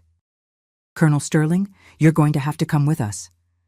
"You don't have the authority to arrest me," my father yelled from the floor, still with his hand on his bleeding nose. "I know the police chief. I'll end your careers." "You can try." The younger officer helped my father up, holding his arm. "But with 300 witnesses to what you did and digital evidence, I think it'll be hard for you to get away with this." As they took my father out of the church, him shouting, threatening, throwing a tantrum like a spoiled child, the guests moved away from him with disgust. People who used to bow their heads in his presence now spat on the ground after he passed. The fall was quick and brutal. When he passed by me, still at the altar, he stopped and looked at me. And in that look there was so much hatred, so much venom, that I felt a chill. "You betrayed me," he hissed. "You chose this nothing instead of me. And I will never forgive you for that. I don't need your forgiveness." My voice came out firm for the first time. I needed to free myself from you. And today, finally, I did. He spat on the floor, near my feet, and was dragged out the door by the officers. Lucas came running back to the altar, hugged me tight. I collapsed again, crying. But now it was a different cry. It was a cry of liberation, of the end of a nightmare. "It's over," Lucas whispered in my ear, stroking my hair. "It's over, my love. He can't hurt you anymore." Father Anselm approached, still holding the crucifix. "My children," he said with a choked voice, "what happened here today was a desecration of this house of God. But it was also a demonstration of true love, the love that sees beyond lies, that defends and protects. Do you still want to get married?" Lucas and I looked at each other. And even with all the confusion, with my dress torn, with my face swollen from crying so much, with the scandal still echoing through the church walls, I smiled, and he smiled too. "Yes," we both said at the same time. "Yes, we do." And there, in that chaotic church, in front of the guests who had stayed, about half left too embarrassed or shocked to continue, Father Anselm married us. It was a short, simple ceremony, without pomp. But when Lucas kissed me, when he pulled me close and sealed that commitment, it was the truest kiss of my life. Those who stayed applauded, cried, hugged us afterward, asked forgiveness for having judged, even if only for a few seconds. And we forgave. Because that day, even though it started as the worst nightmare, ended as the day of my liberation. In the following months, my father was prosecuted. I, with the help of a lawyer Lucas knew, filed a lawsuit for moral damages, defamation, and slander. The evidence was irrefutable: the email, the fake video, the 300 witnesses. My father tried to use his influence, tried to buy people, but justice this time was faster. He was sentenced to pay a heavy fine and to perform community service. He lost the honorary title he had received. He lost society's respect. He lost everything. My mother, poor thing, never fully recovered from the shame. She divorced him a year later, one of the first women in Asheville to have the courage to do that at the time. And she came to live with me and Lucas. She spent her last years in peace, away from that horrible man. As for my father, he died alone in 1985, at 71 years old, bitter and isolated. I didn't go to the funeral. I felt nothing when I heard about his death. Just an emptiness, a feeling that a bad chapter I had already turned had ended a long time ago. And here I am, my dear friends, 53 years after that day that almost destroyed me. 53 years married to the man who saved me, who defended me, who loved me when no one else believed in me. Lucas, my dear Lucas, is here by my side to this day. He's 79 years old now, retired for a long time, but still tinkers with those computers of his in the little office we set up in the second bedroom. We never left Asheville, you know. This city that was the stage for my worst moment was also the stage for my greatest victory. We continued living here, built our life here. We bought a simple house with 3 bedrooms in a quiet neighborhood away from downtown, far from that big, gloomy house where I grew up. Our house is full of light. I insisted on that. Big windows in every room, light curtains, flowers in every corner. Because I learned that light chases away the ghosts of the past. We had 3 children: Maurice, who's 51 now and is a history teacher here in Asheville; Helen, 48, who's a nurse at the regional hospital; and Gabriel, the youngest, 45, who followed in his father's footsteps and works with information technology. Only now, it's much more advanced than what his father did. All 3 are married, gave us 7 beautiful grandchildren who are the joy of my old age. My mother, Ondine, lived with us from 1973 until 1992, when she passed away. It was 19 good years where she could finally be happy, without fear, without having to lower her head to anyone. She helped raise my children, cooked those wonderful dishes she had learned from her family in Charleston. And when it was time to go, she was at peace, surrounded by love. It was everything I always wanted for her. Today my routine is calm and full of small joys. As I already told you at the beginning, I spend a good part of my days here in the kitchen, making these preserves and jams that have become my trademark. I started making them for our own consumption, for family gatherings, but then neighbors started asking, church friends started ordering, and today I sell at the farmer's market that happens every Saturday in the square, that same square where I met Lucas. Look at the beautiful irony of life. I wake up early, put the kettle on for coffee, and go to the backyard to pick fruits or get the ones I buy at the market. Peaches, figs, oranges, strawberries when they're in season. Then I come to the kitchen, put on my apron, tie back my hair, which is all white now, and start the process. It's meditative, you know, chopping the fruits, cooking to the right point, sterilizing the jars, filling them one by one carefully, closing the lids. Each jar that comes out perfect is a small victory. Lucas stays in his office, tinkering with computers, fixing something for a neighbor, or simply reading news on the internet, something that fascinates me because when we met, the internet didn't even exist. But from time to time he appears in the kitchen, grabs a jar of jelly, runs his finger through it and tastes it. "It's perfect, my love," he says, giving me a little kiss on the forehead. And I melt, even after 53 years. We spend afternoons together. Sometimes a grandchild or two comes for lunch, bringing news from school, asking for help with homework. I love having the house full of children again. They run through the backyard, climb the apple tree, play with the cats we adopted. It's noise, it's mess, but it's the good noise of life happening. At night, after dinner, Lucas and I sit on the front porch, which we surrounded with plants. There's jasmine, there are roses, there are colorful geraniums. We stay there, holding hands, watching the street movement, people coming back from work, children playing, and we talk about everything and nothing. About the grandchildren, about the news, about plans for the weekend. And you know what's most beautiful? I'm no longer afraid. That fear that accompanied me throughout my childhood, that feeling of always walking on eggshells, always waiting for the explosion, that died. I'm free. I own my life. I choose how to live each day, and I choose to live with joy, with gratitude, with love. Sometimes, when I'm filling the preserve jars, I think about that scared girl I was, about that 23-year-old Camilla kneeling on the church floor thinking life was over. And I wish I could go back in time and hug her and say, "Hold on tight, sweetheart, because the best is yet to come. True love will save you, and you'll be so, so happy. Because I am happy, my dear friends." After everything I went through, after being betrayed by my own father, humiliated in front of everyone, I found peace. I found love. I built a beautiful family. And today, making these preserves here in my light-filled kitchen, with my husband in the next room and the certainty that the grandchildren will show up on the weekend, I can say, it was worth it to resist. It was worth it to fight. It was worth it to believe that better days would come. And they came, my loves. Oh, how they came.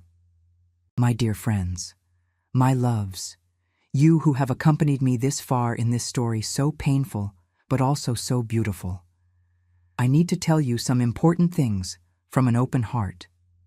If you're going through a situation similar to mine, if you have a father, a mother, a family member who controls you, who manipulates you, who would rather destroy you than see you happy and free, I want you to know something. You don't deserve that. No matter what they say, no matter how many times they say it's for your own good, that it's because they love you, that it's to protect the family honor. True love doesn't control. True love doesn't humiliate. True love doesn't destroy. What my father did to me wasn't love.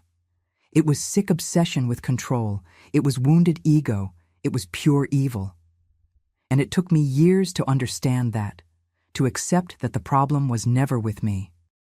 The problem was always with him, with his inability to truly love, to see his daughter as a person and not as property. And if someone is trying to tarnish your name, create lies about you, falsify evidence to make you look like someone you're not, listen carefully to what I'm going to tell you. The truth always comes out. It may take time, it may be painful, but truth has a strength that no lie can overcome. In my case, it was a small birthmark that saved my life. In yours, it might be something else. But it will be something, because light always overcomes darkness. Seek help. Don't stay silent. Talk to someone you trust, a friend, a teacher, a religious leader, a therapist, the authorities in your area. In every country, in every city, there are people and organizations ready to help those suffering family abuse, manipulation, control. You're not alone. And for those of you who have someone by your side, a boyfriend, girlfriend, husband, wife, who believes in you even when the whole world doubts, thank them every day for that person. Because Lucas didn't have to stay. He could have believed that video, could have abandoned me there. But he chose to look with the eyes of love, chose to really know me, chose to defend me. And that made all the difference. True love sees beyond appearances, beyond accusations, beyond lies. True love knows your heart and won't be fooled. And now, my dear friends who have accompanied me to the end of this story, I need you. If this video touched your heart, if you learned something here with me, I ask you, Subscribe to this channel now. Click that red button. Turn on the bell because I have so many other stories of overcoming to share. So many other grandmothers with experiences that can help someone, that can save a life. And leave me a comment down below with just one word: truth. Just that. So I know you watched until the end, that you're with me in this chain of support and love. Leave it there, truth. Because truth is the most powerful thing that exists, and together we'll spread it throughout the world. Do it now. Don't wait another minute. Because while you wait, there's someone who needs to find this video, who needs to hear that it's possible to survive, it's possible to be happy after horror. I love you. God bless you. And always remember, you're stronger than you think. A kiss from this grandmother here, straight from Asheville, with all the love in the world. And don't forget to leave a comment telling me where you're watching from and what time of day you found this video. I love connecting with the Grandparents' Tales family all around the world.